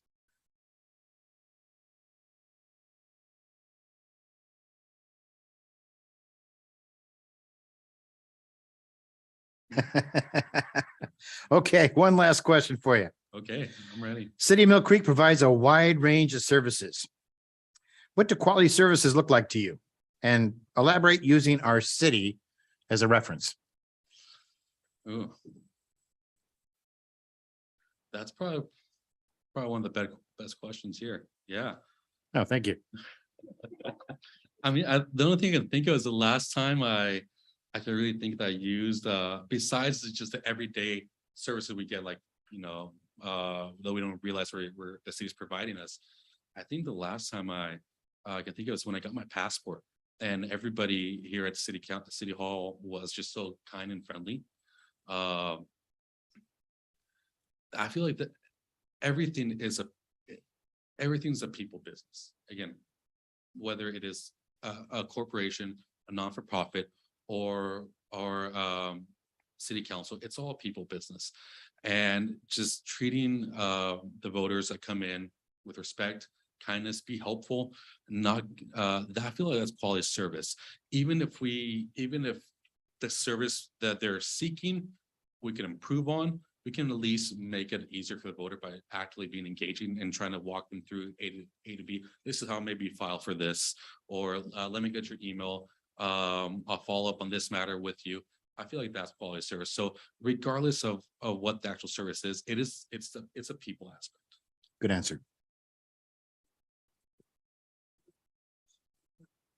Time left, so I'll thank take more you. questions if y'all. Well, we're asking off the same list so that we're treating everyone the same. So Okay. we're out of questions. All right. So thank you to everyone. With that, we are now going to recess to executive session to evaluate the qualifications of candidates for public office per RCW 42.30.110 subsection 1H. Action will be taken when our executive session is done. What should we start with? 15 minutes? Okay. Sure. So it is, we'll go to 8:10, so we've got a bathroom break in there. So we'll be in executive session till 8:10.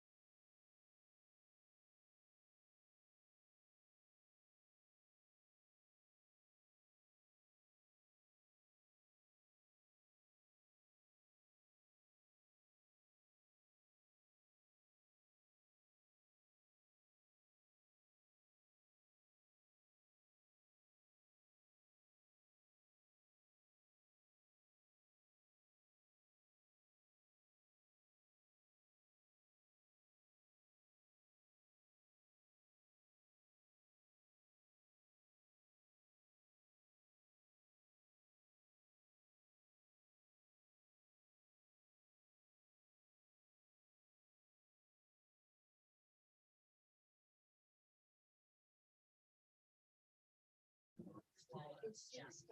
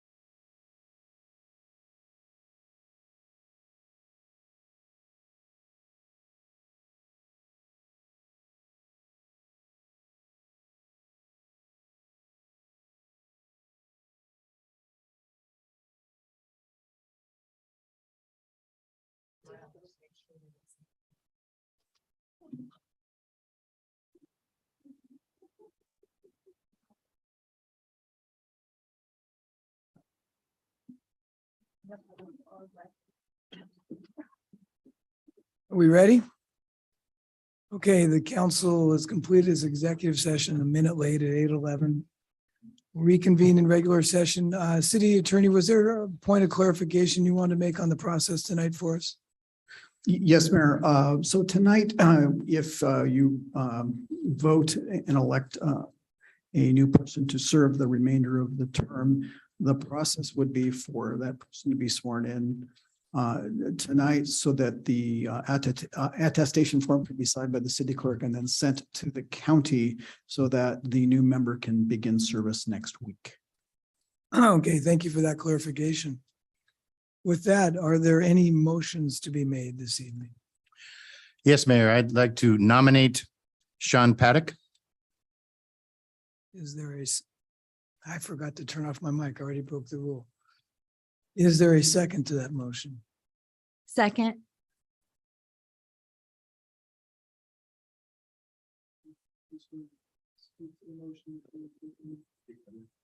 Yeah, are there any other nominations this evening? Okay, would you like to speak, Jim? Member Steckler? Yes, I would. I've really enjoyed meeting all of the candidates tonight. Reason why I did nominate Sean Paddock is he has presented to us in his presentation a significant understanding of the issues that are facing the city. They were quite concrete and factual, specifically to the area of the challenges facing us on our financials. He understood the specific challenges, both from our revenue numbers and cost numbers. He understood the challenges that are also facing us on our in order to create an effective and successful strategic planning program that execution is important. I was also very impressed with his specific 4-point program of how to create consensus in a very emotionally charged environment, and thought that was very enlightening. So overall, those were some of the key points that I felt he would be a great contributor to the council.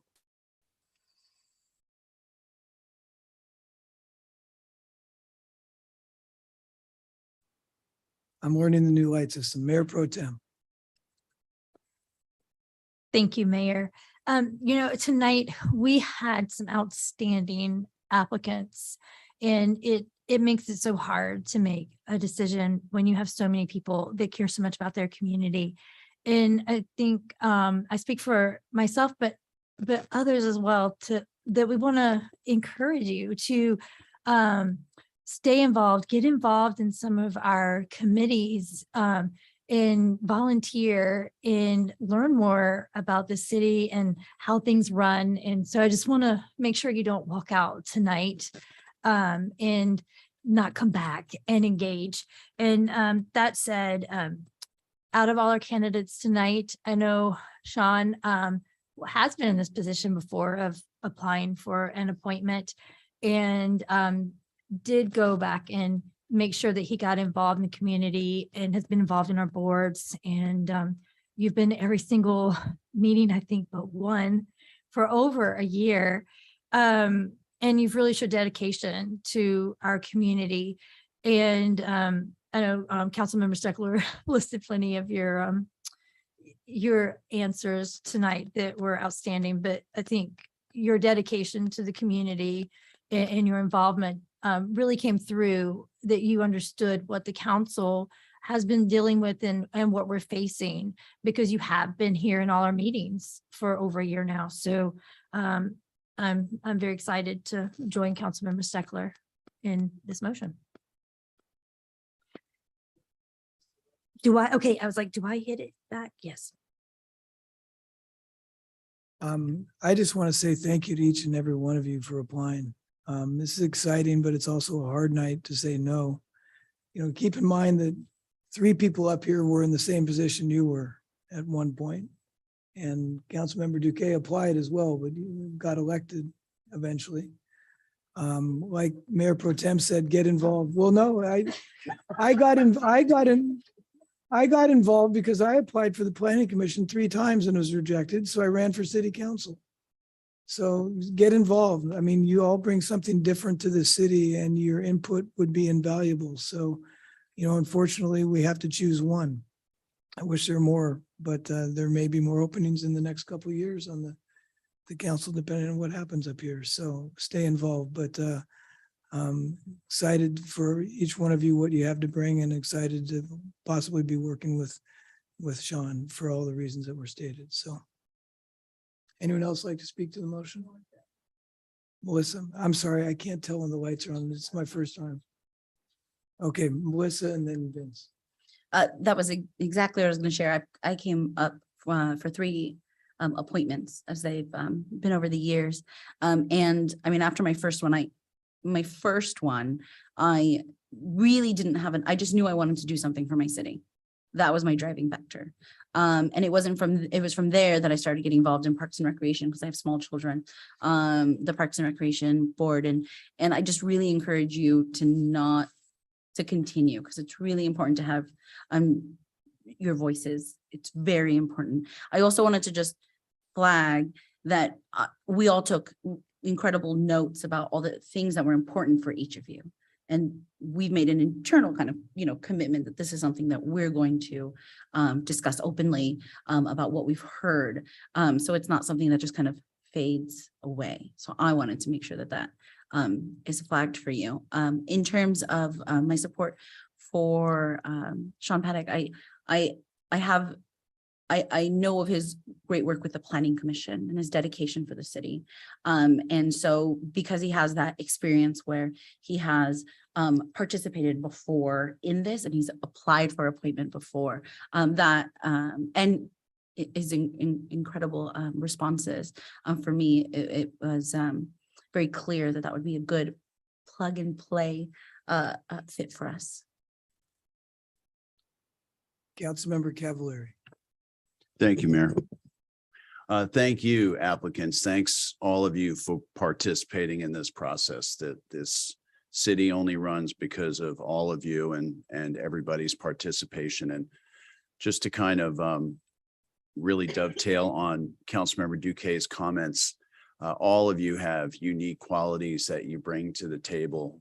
But when we get to this stage here, getting on committees, getting on boards, getting known by some of us, working with some of us, having a work product to draw from is our responsibility up here. So having had that opportunity with Sean Paddock, and that's why we'll support his candidacy here tonight, is I think we used the word plug and play or ready to go on day one. So I thank you all for participating. You're all fantastic people. I know some of you personally, professionally, and scholastically. So yeah, thank you so much. We appreciate all of you, and we just simply couldn't function without you. So please get engaged, stay engaged, and we'll see you soon, I'm sure. Thank you. There's no other comments. Would you like to pass out the ballots? Did you want to say something? Good.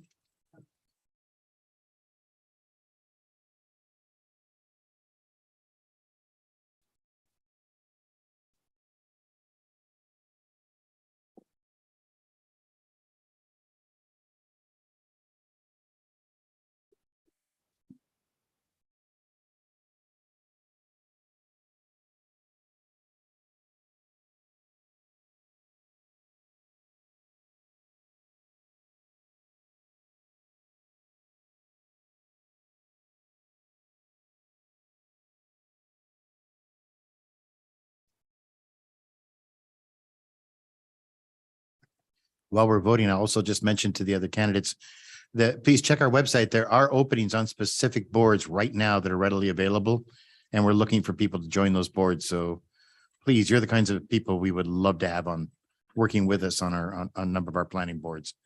Arts and Beautification, I think there's one on the Parks Board, I'm not sure, but please check the website. There's some open availabilities right now. Councilmember Allison, Sean Paddock. Councilmember Duque, Sean Paddock. Mayor Pro Tem Vanel, Sean Paddock. Mayor Holtzclaw, Sean Paddock. Councilmember Cavallari, Sean Paddock. And Councilmember Steckler, Sean Paddock.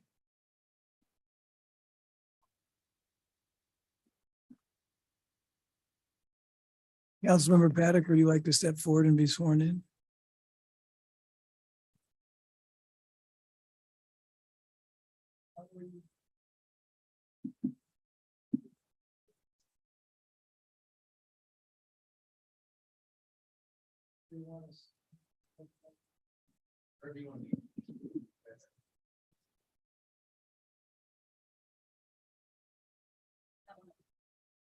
Where do we be positioned? in this? No, that's not good.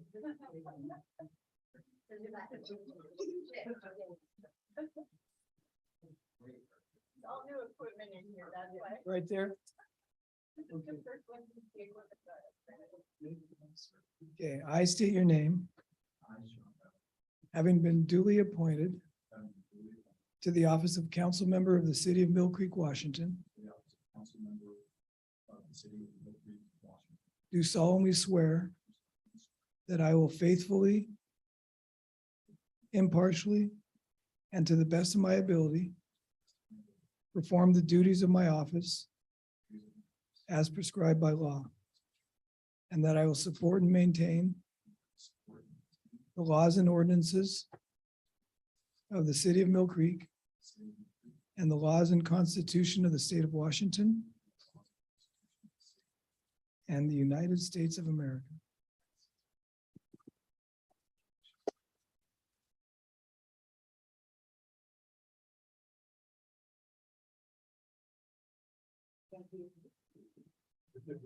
Hey, Sean, I'll leave next week and bring your family to do this again so you can get pictures and stuff.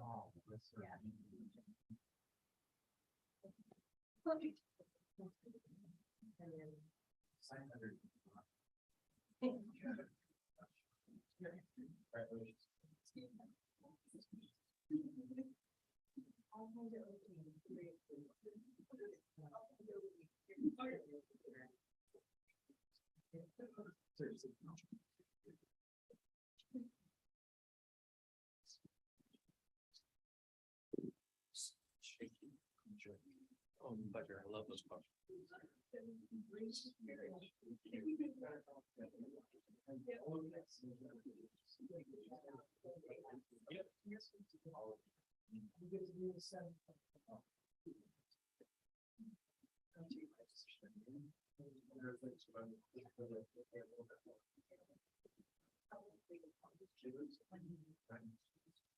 I dressed nice just because of that today. I wore jeans.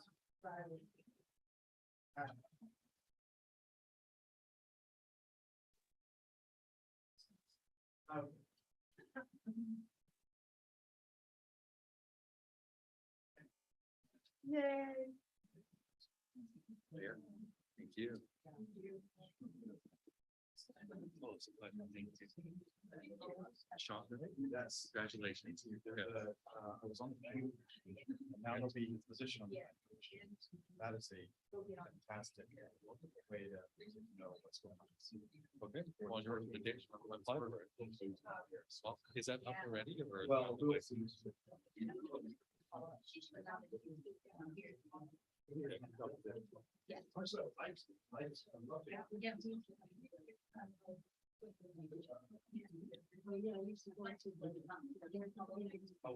Yeah.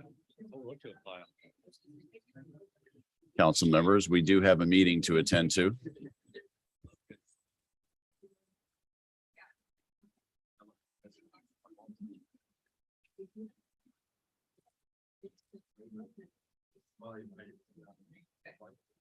Gotta do something. Oh, you gotta. I seriously listen to it afterwards. Congratulations. That's what it's like.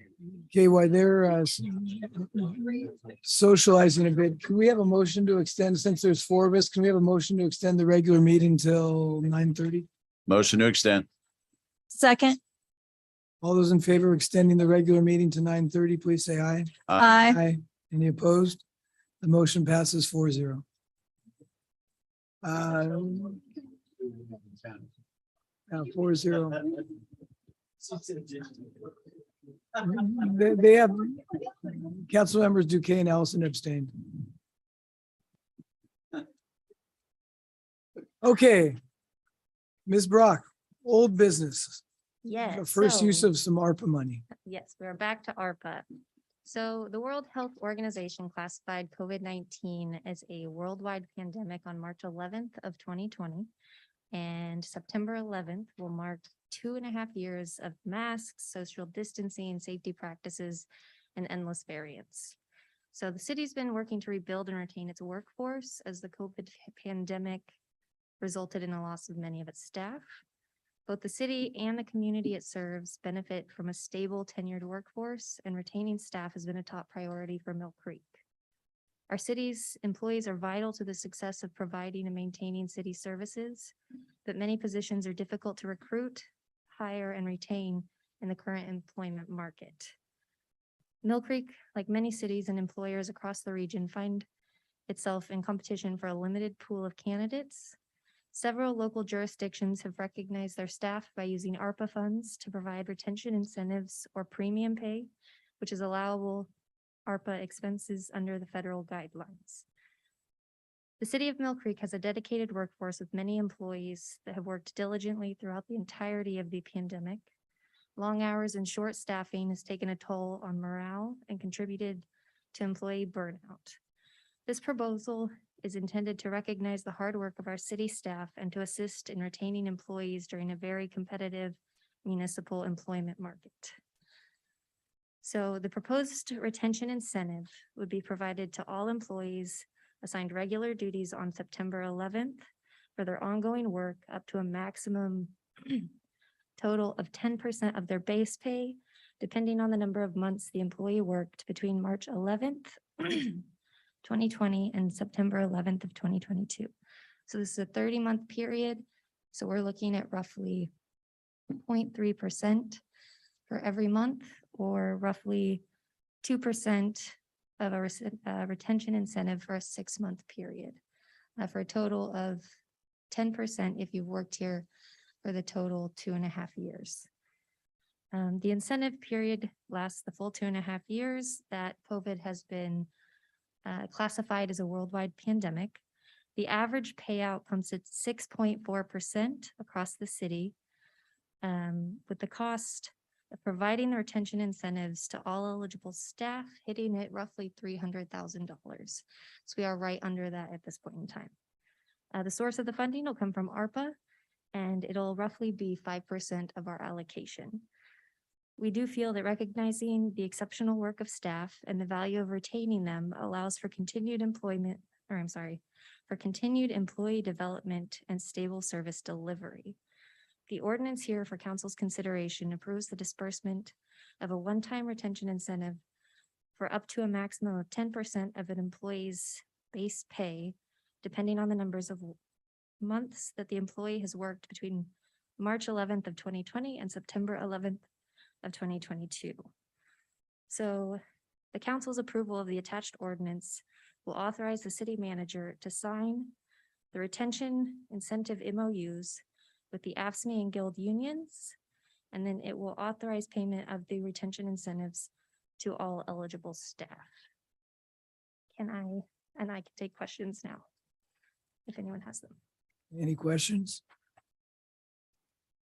Mayor, happy to make a motion. Please do. Mayor, I'd like to make a motion. An ordinance for the city of Mill Creek, Washington, establishing employee retention incentives as a priority for the use of the American Rescue Plan Act or ARPA funds received by the city, and approving an initial expenditure of ARPA funds for employee retention incentives fitting within specific expenditure categories identified by the United States Department of Treasury. Second. Is there any discussion? Do you Yeah, I'd have like one? to say something, Mayor, if I could. Yeah, I had actually a question before Let's ask the question and then we'll. let Vince before speak the to his motion was made, but I think you're learning how the lights work. Sure. Just don't make me use my mute. button. Yeah, I know. I did have a few questions on this, so. Go ahead. I was reading through this, and so forgive me if I did not see this, but I didn't see it. So the employees that are eligible obviously still need to be employed as of this date, correct? Correct. All right, so I just want to make sure on that. You mentioned at the beginning of this that other municipalities have used this. Are there any other Washington cities that you have examples of that have used ARPA funds for the purpose of retention bonuses? Yes. Well, I have Clark County did 3.1 million for retention incentives for their employees. And then Sammamish did an estimated expenditure of 225,000 for their employees. And then Maple Valley did a premium pay with a max of 8% of an employee's annual wage. Snohomish County did premium pay up to $1,250. And then Island County did premium pay up to $2,880 per employee. Okay. That's great. So what we know is that this has a track record of being used across the state and is allocated, like you said, for no problem with use of ARPA funds for this particular purpose. Correct. Okay, that was my first and second question. And I think you had a couple questions, Councilman Cavalier. I had a couple more, but I'm going to look them up first. So can I go right? I think Councilmember Cavalieri wants to speak to his motion, not his question. So if you. Oh, I'm sorry. If you have more questions. You know what? I don't. So go ahead. Go ahead. Thank you, Mayor. I see there's a lot of staff in the room and probably some listening, and I want to say thank you all for not only what you do, but thank you for your patience. This has been a long time coming, and don't think your requests and it hasn't fallen on deaf ears. Let's just say that. I'm glad the city manager, the city staff could come up with a formula, which is what I would deem equitable, especially for those of you that have really endured since the pandemic began. So you're only as good as your people. I'll say that. Thank you, everyone. Thank you for all you do. Thank you for your hard work. This money is well-deserved and a best use of ARPA funds. Thank you. Any other no lights are on. Any other discussion? Any more questions, John? Questions been answered? No, I don't have any other questions. No. Okay, if there's no further discussion. All those in favor of the motion, please say aye. Aye. Any opposed? Any abstentions?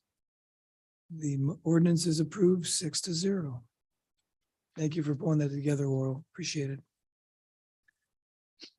Okay, that brings us to new business item H, request appointment to Councilmember Allison to the Left One Disability Board.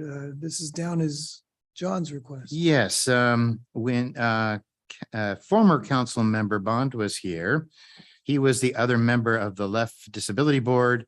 In fact, he was the chairman, and unfortunately his work duties made it difficult for him. So he and I switched roles. I took over as chairman. He was the council member of record for the Left Board. And when he left, we need a new council member. So I would like to make a motion that Councilmember Allison be the new member of our Left Board, and I'll make that motion.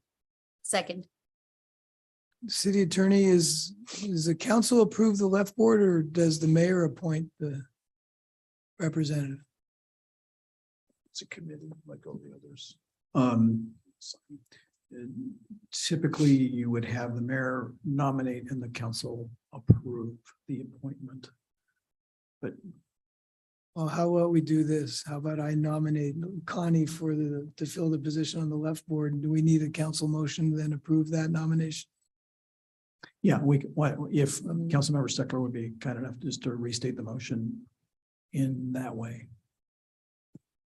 Based upon the mayor's motion or nomination, I would like to make a motion that Councilmember Allison be a new member of the left board, based upon the council's approval. Second. Any discussion? All those in favor, please say aye. Aye. Any opposed? Any abstentions? Welcome to the left board. Okay, now we're talking salary commission, city manager Yamamoto. Thank you, Mayor. So in 2022, the city, as we all are aware, started the rebuilding process, and part of that was hiring our budget positions. One of our goals was to ensure the retention of our employees, which entailed engaging Cabot Down Associates in helping us perform salary studies. Now, we are currently in the process of doing this across all of our city employees. But we didn't want to leave out council as well. So this is an important piece of our current project for 2022. So today we have a presentation or some information for council and our residents regarding proposing an ordinance to establish an independent salary commission that would authorize, give us the authority to set the salary for the members of council. It's a long past due process. These salaries were set at the last time, January 1st of 1994. So we want to try to bring these up to market as well as we are doing with our employees' salaries.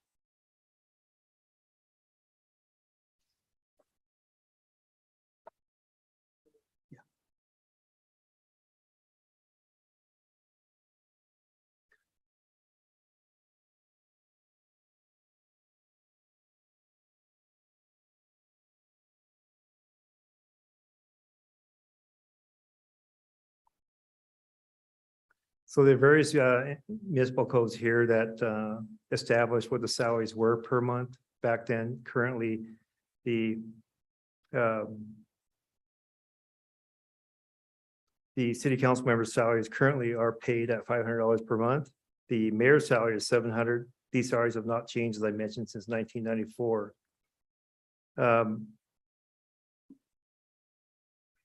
There are two methods for changing council salaries, and we're going to propose one, which is the salary commission, but I'm going to explain a little bit about both of them at this moment so you have an idea what the other option is. The state law provides two possible procedures, as I mentioned. The first, under RCW 35A13-040, the salaries of the council members, including the mayor, is fixed under ordinance and can be revised from time to time. However, the increase or the reduction in compensation should not become effective until the expiration of the term then being served by the incumbent. So in essence, this process, the salaries cannot be changed until there's actually a new change in command, which would stagger these salaries possibly over the long run. Because all the council members do not stand for election at the same time, as I mentioned, this can result in those serving at the same time, receiving different rates of compensation. So the second method is for setting these salaries is for the city to establish an independent salary commission by ordinance. The process authorized by RCW 35-21-015. The statute provides that the mayor would select residents, up to 5, of the city of Mill Creek to serve on the commission, subject to approval of city council. Any changes in salary, increases or decreases, shall be filed by the commission with the city clerk and becomes effective and incorporated into the city budget without further action by the city council. So these are the two methods. I mentioned about the 5 members that the mayor would appoint and council would approve. Staff support for the commission is provided by the city clerk. I've already appointed a team on the city side, so we're ready to go on that. Led by a city clerk and our finance director, which is the vacant position now, but our deputy city manager would handle that role until we hire a finance director. Some of the commission's responsibilities would be to review the salaries of the mayor, mayor pro tem, and council members. Bringing forth comparable cities, and of course, the city staff would actually provide a lot of this data. We probably would reach out to our independent consultant, Kevin Down Associates, to probably also assist us with this study. So there's minimal conflict there. The study would include looking at the costs that this council members incur personally throughout their duties, as well as taking surveys of salaries paid to council members across the locale and comparable jurisdictions in our area. This would also entail establishing a salary schedule and providing it to the city clerk by November 1st of 2022. So that could be incorporated in the city budget. Now, it's a very short timeline.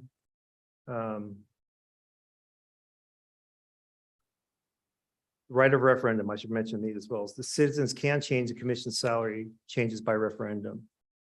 This requires a petition signed by 15% of registered voters in the last election.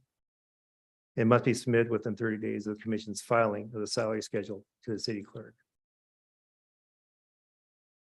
Now, we have a very tight schedule, given that we are currently in the budget process, and we need to get this in November, early November. We have put together a tentative schedule here, but we're going to suggest that we actually have a special commission on the 20th to move this up a week so we don't, so we can move this forward. I believe the commission needs to have a month, if I'm not mistaken, to actually perform this study. And that's something we can also discuss today, because I think we've received about 3 or 4 council members that have actually responded that they would be able to attend the special commission meeting with Councilmember Steckler. You mentioned that you would be able to attend a little later, I believe.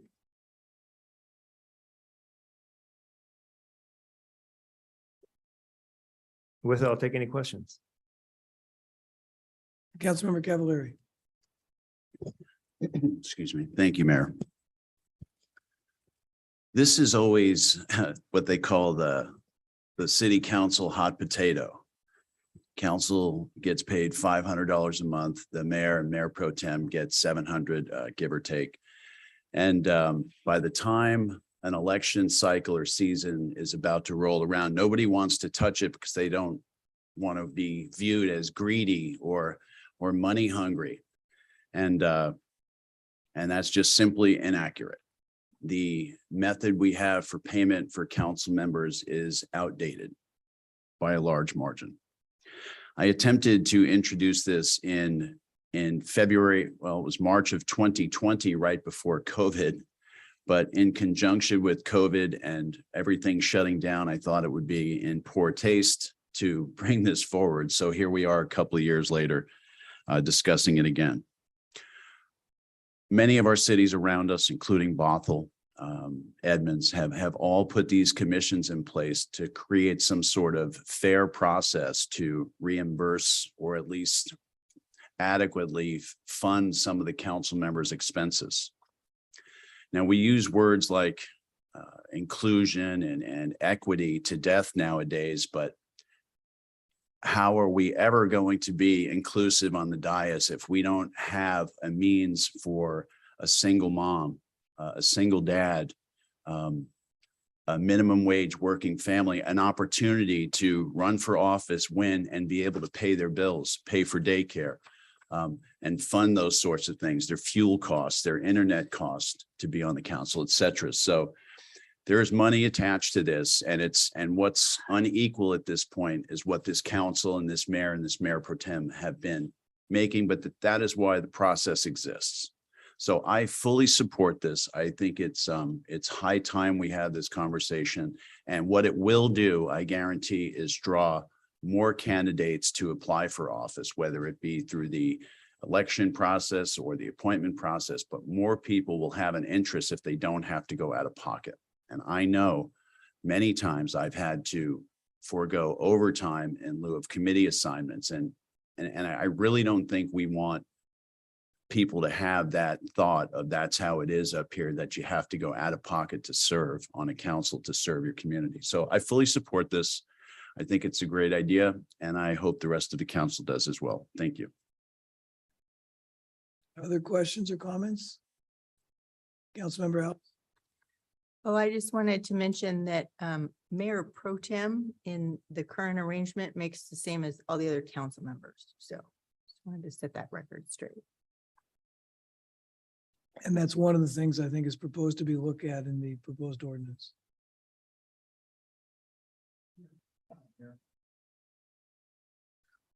City Attorney?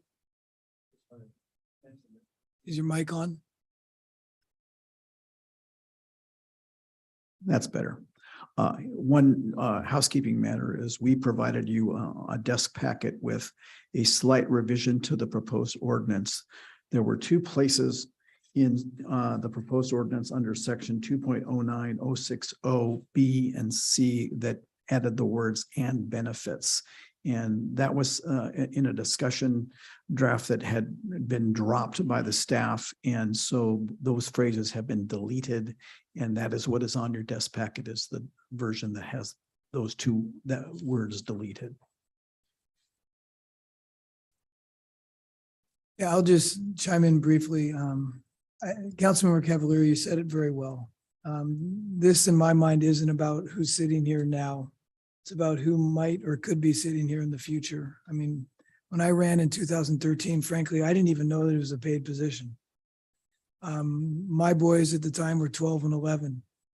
I missed a lot of Boy Scout meetings. I missed Little League games. And I don't want someone in the community who may have an interest in running for office having to make that decision between family and wanting to serve. And so anything we can do to make sure we have the best pool of candidates to apply for the positions, I'm supportive of. So, I want to emphasize what Councilmember Cavalier said. This isn't about us as much as it is about who may want to run in the future. So I will support this if a motion is made to approve this. Mayor Pro Tem. Thank you, Mayor.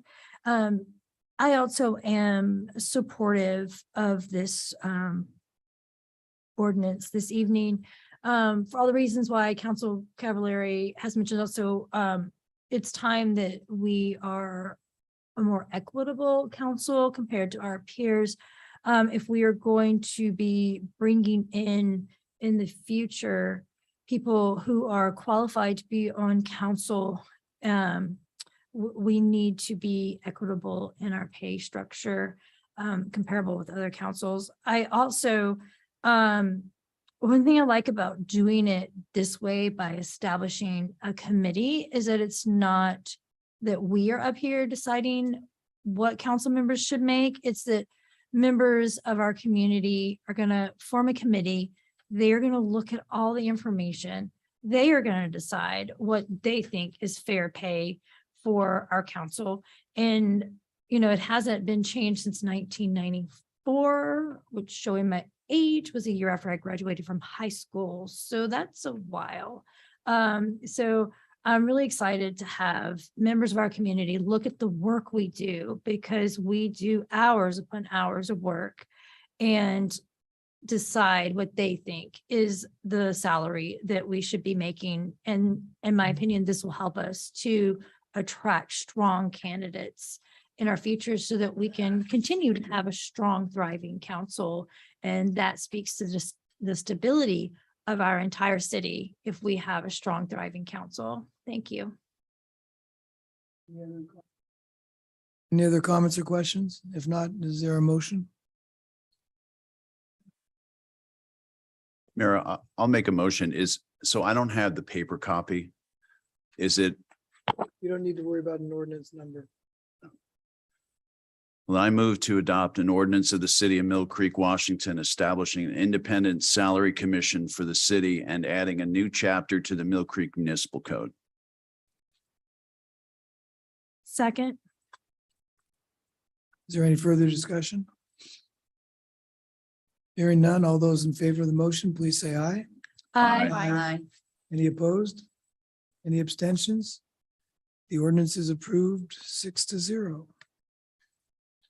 Thank you, City Manager, for pulling that together. Should I sign this copy? You're going to get me an execution copy. This is double-sided. We can deal with that later. Okay, that brings us to the consent agenda. Item J, City Council meeting minutes of July 12th, 2022 and July 26th, 2022. We have a motion to approve the consent agenda. So move. Second. All those in favor, please say aye. Aye. Any opposed? Any abstentions? Consent agenda is approved 6-0. In terms of reports, just briefly, I guess the off time was a time of celebration. I attended the party in the parks at Heron Park. Party at the parks at Freedom Field. Thank you to Scott, Jody, everyone who pulled those events together. They were incredible, especially Freedom Field. I know Scott was stressed. Everyone was stressed, but it came off fantastic. I attended the employee recognition barbecue a couple weeks ago. That was good to see people there. And another barbecue, the Mill Creek Chamber of Commerce had their summer barbecue, and I know several of us were there, and I think half the city staff was there. So it's been good to see that relationship with the chamber blossom over the last year or so. I think that's all I want to report on tonight. So Mayor, can I yes, interrupt for a second? Yep. Did you want to raise the discussion on the rent increase? I wasn't going to discussion. I didn't see it in the packet. Okay. So there's a piece of correspondence I got from a constituent at the farm that I indicated I'd share with everyone. And so it wasn't for discussion. I'll have city clerk circulate that tomorrow or Thursday. Councilmember Steckler, any report tonight? No. You're correct. I'm out of practice after 5 weeks. Mayor Pro Tem, do you have a report tonight? Thank you, Mayor. Yeah, well, the mayor was out going everywhere. I was on vacation for 2 weeks, so maybe not quite as robust of a report.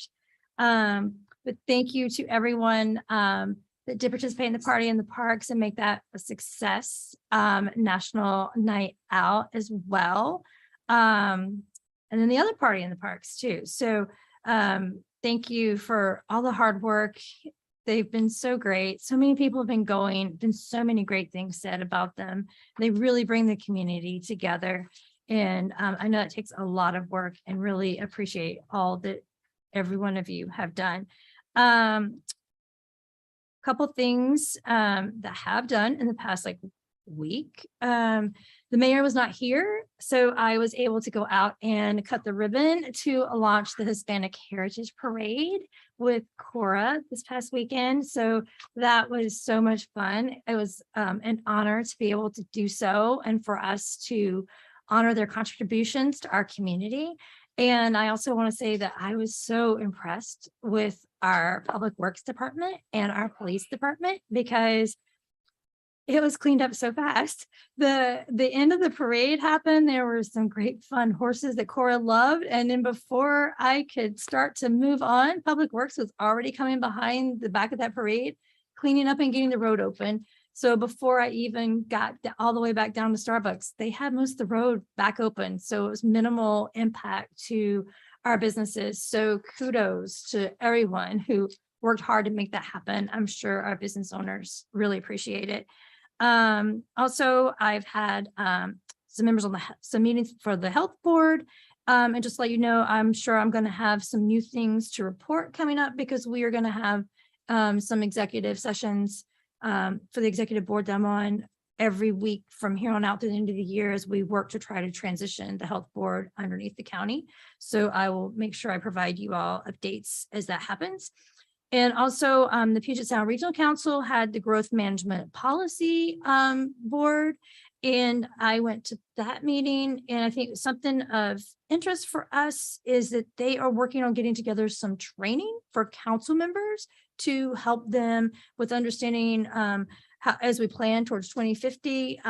So just be on the lookout for that training. And I'll take this moment to also encourage everyone to go to the AWC trainings and PSRC trainings that they have. And you can work on getting your CML, which is really exciting. So I'll plug that while I'm here. So thanks. Councilmember Steckler. Couple different things. I'll start with what a few people are talking about since we've been gone for a while. I want to call out Jody Hawkins and Scott Harder on this because we've come out of the summer. We're going into September now. And we've talked about Party in the Parks and National Night Out. The Kiwanis Club of Mill Creek, which I'm involved with, went to all of these events, and we're very much impressed with everything Scott and Jody did to put that together.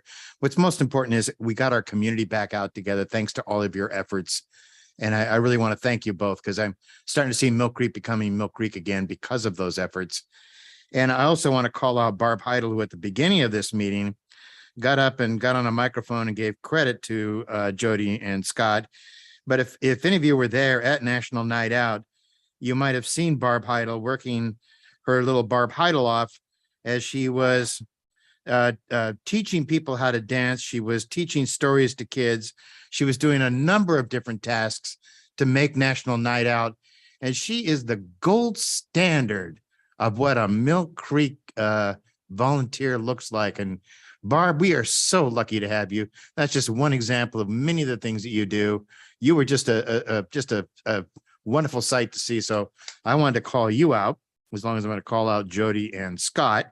I also want to call out Jody and Scott too, because you brought Pianos on Main back out. And it was so fun to hear music on our street again. You brought the rec program back out. You did a lot to bring our community back out into the streets and bring Mill Creek back out into Mill Creek again. And we're starting to see that. So thank you very much. It was a great summer. And I know now you've already turned your efforts because I've seen on the website all the things you're starting to gear up for the fall, and the press releases are on that. So we're really starting to see things, and I really like to see that. I have two requests to city manager. I hope I'm not stepping on your toes because your report always comes after ours, but I would respectfully like to ask you to reconsider possibly opening up City Hall now.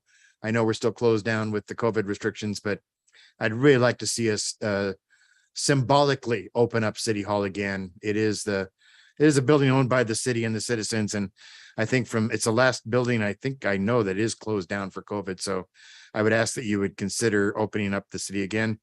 And now that we are back from vacation and everything, we've done our first allocation of ARPA funds.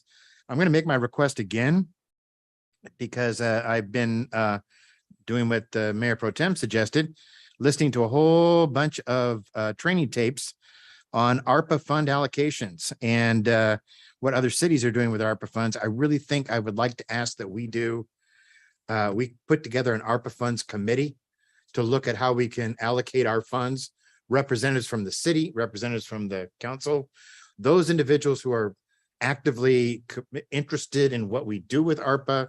It would be a great opportunity to have that committee where we can have those engaged conversations outside of the council meeting, have those conversations in a committee format, and then bring back more of maybe a roadmap or a plan for how we'd like to see those funds allocated.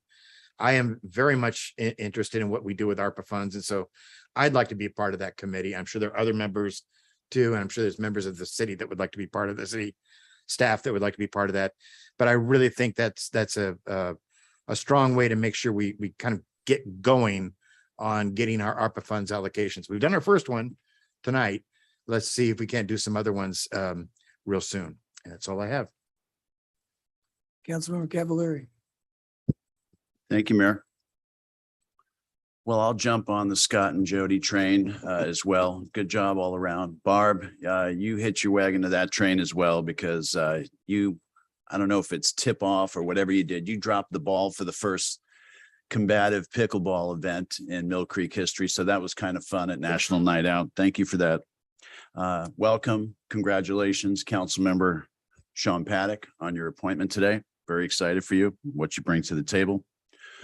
Chief, good job swearing in 2 more cops. Happy to see that. Looking forward to the festivities on Veterans Day, of course, to everyone involved. Lastly, and a week ago, I attended a candlelight vigil vigil for a young lady by the name of Ira Sock, who was a Mill Creek business owner, brand new Mill Creek business owner, who was killed in her home by home invaders. She was a neighbor, citizen, mom, husband.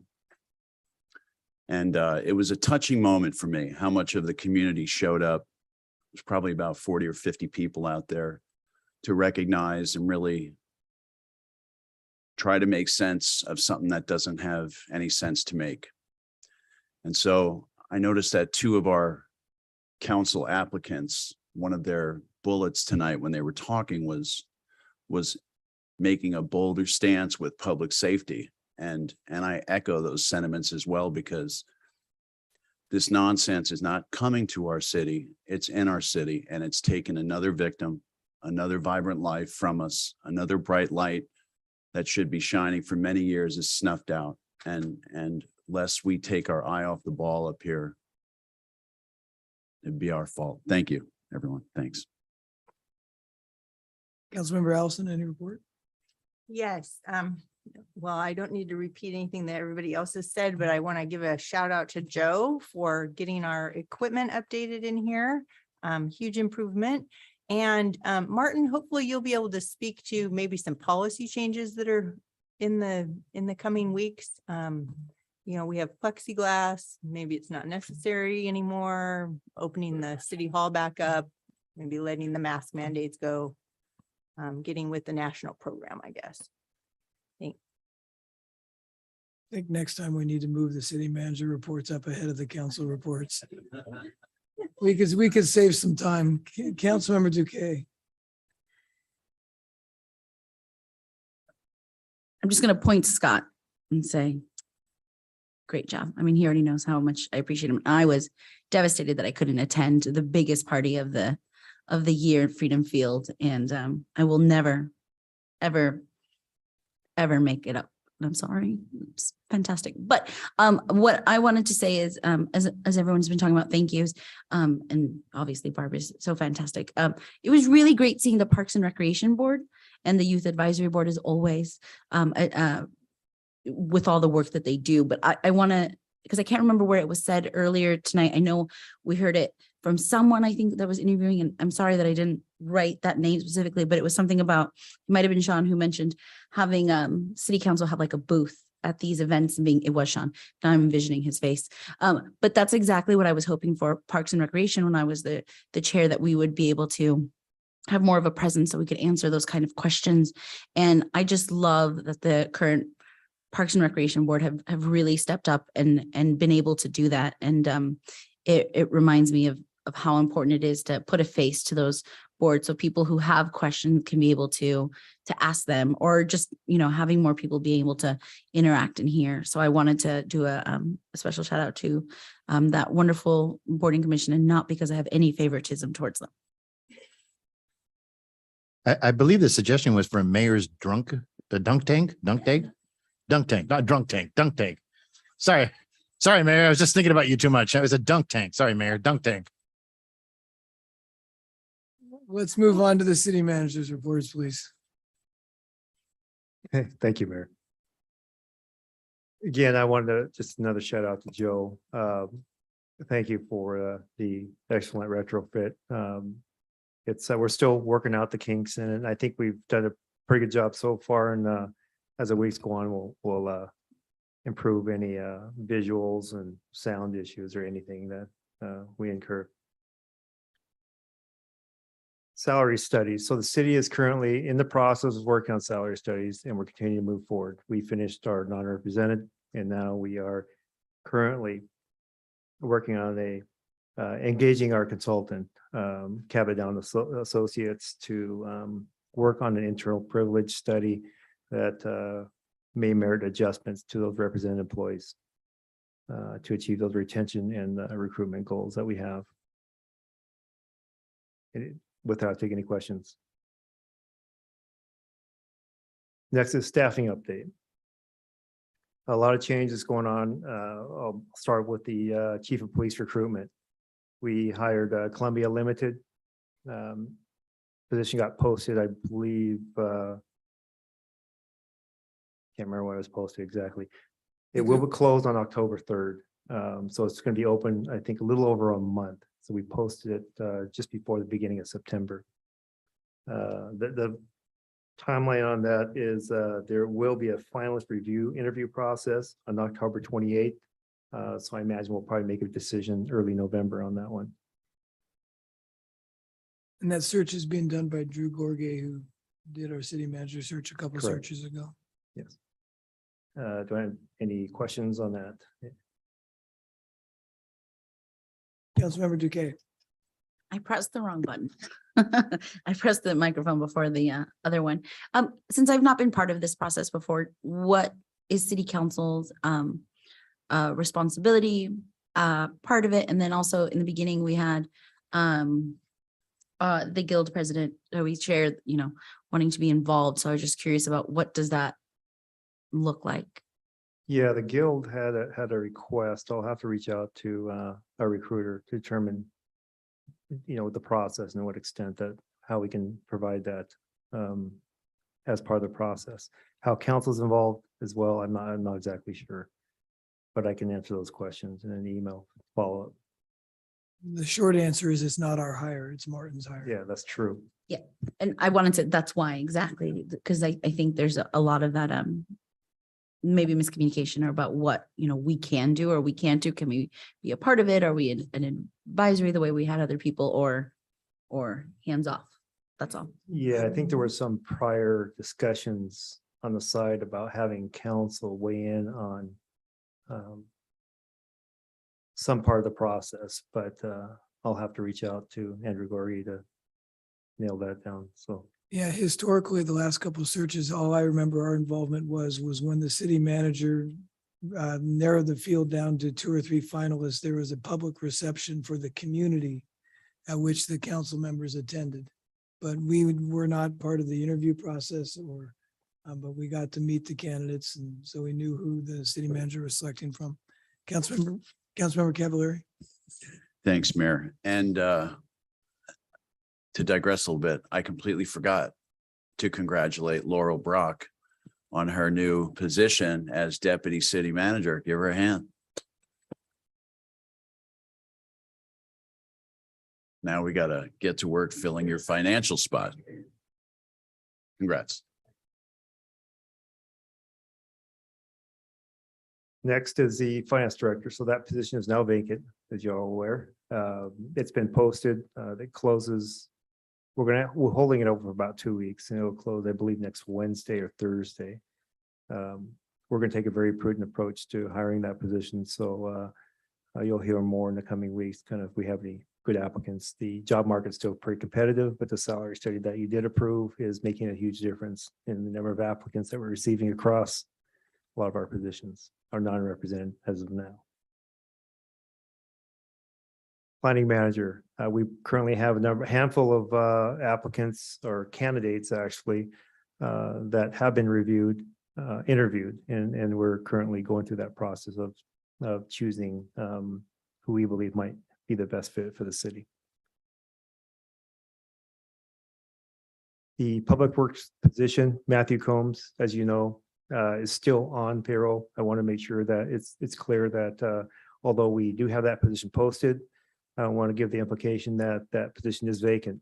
Matthew is performing a number of his similar responsibilities. He's working on SOPs, managing from afar and helping us tremendously in this process. It's been imperative on a lot of things I've been working on so far. He's attending all the meetings.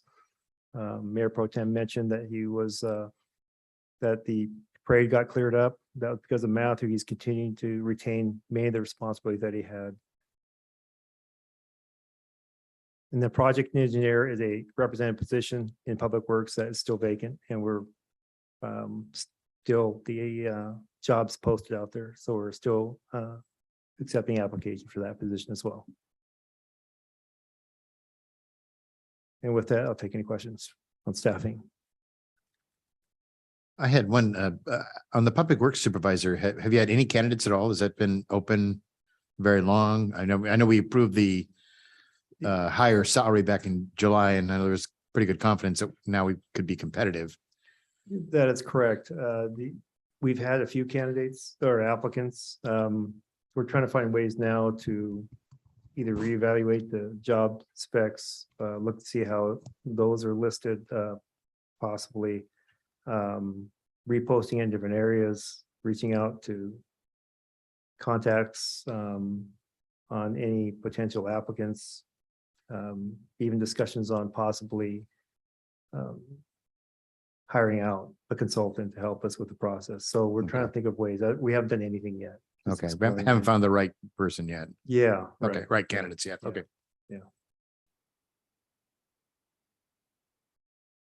And no other questions? And I'll go on to the COVID policy. Next week, we're planning to bring to council a decision about the update on their COVID policy. It's currently in review and we are very close to making a decision.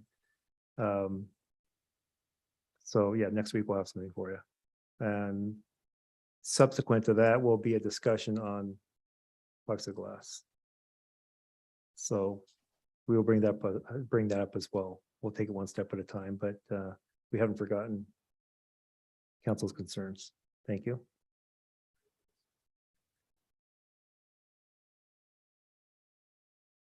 And that's the end of my reports. Thank you, Mayor.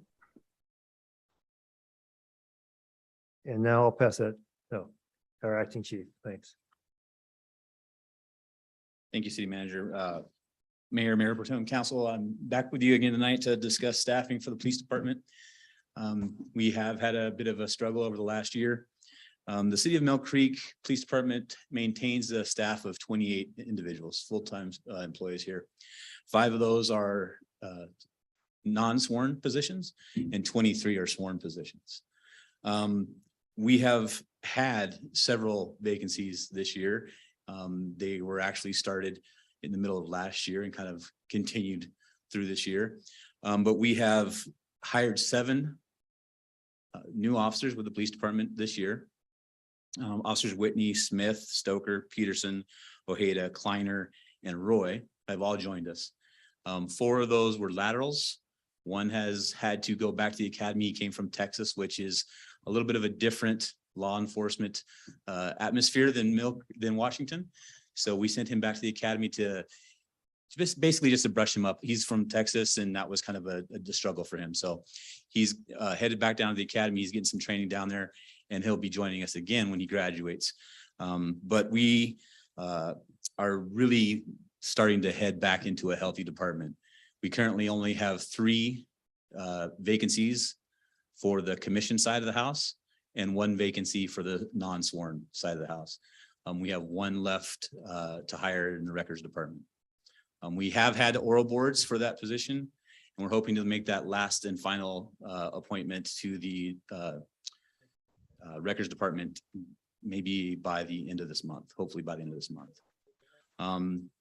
We just had 10 individuals come in for a oral board for the police department for the sworn positions, which we only have 2 of outside of the chief of police. And so we're hoping that this process will finish us up. We can get those last 2 individuals off of this list. So with that, I'll take any questions. Just real quick, and I may have been out when you talked about it. I know you talked about the officer from Texas. Is he 160 hours training? Is that what he's going back for? Or is he going through the full academy? Full 720. Oh, okay. All right. Thank you. Chief, I have a question. Are we looking at maybe needing to add police though, for considering our population counts and stuff? Are we in need of adding more positions for next year, or the biennial budget's coming up, or are you anticipating that? We're working through the budget as we're speaking, Yeah. doing a lot of planning with the finance director, now deputy city manager. So Laurel and I will have a lot of discussions over the next few weeks. Right. And we'll see where we stand on that. Yeah, I know that's been a question I see a lot on social media, the counts per officer versus what our population was 10 years ago versus where it is today. So I know that's a heated topic out there. It fluctuates a lot. Yeah. And so we will definitely be taking a look at it. Okay, thanks. Mayor Pro Tem. forgot to hit the microphone. Thanks, Mayor. I don't have a question. I just want to say thank you. I see that, all your hard work, and looks like we're starting to come through the other side with having our positions filled. I know they need to go to the academy, but I think, it's taken a lot of hard work to get here. And I think that you've worked very hard to make that happen. So thank you. And I'm really excited to see us here and looking forward to having all the other positions filled so we can move forward. Thank you, appreciate it. And I will, yes, Officer, I can bear this at the beginning of the meeting was not incorrect. I mean, it's going to be several months before these officers get out of the academy. We had 2 start at the end of this month, and then we're gonna have another 2, hopefully in the class, the classes are filling up still very quickly. So we're gonna have maybe a 2-month lull before we can get our next 2 into the academy. So we'll see what we can do, but it will be some time before we're completely healthy. That being said, the positions will have been filled. Thank you, Chief. Any other reports from staff? No other reports, Mayor. Thank you. That will bring us to audience communication one last time. And as always, Barb, please step forward.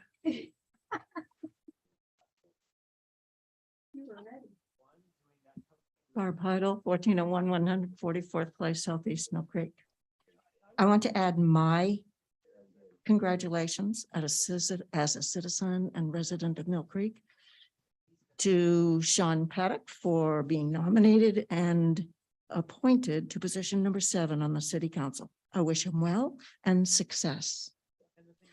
Also, I want to thank Joe, who was up there, for all his hard work on the chamber retrofitting. Great job. Thank you, Joe. Anyone else like to address the council? Anyone online that I can't see looking at my screen? I'm seeing heads being shaken. So with that, if there's no objection, we'll adjourn the meeting and we'll see everyone next week for a second swearing in ceremony for our new colleague. Have a good night.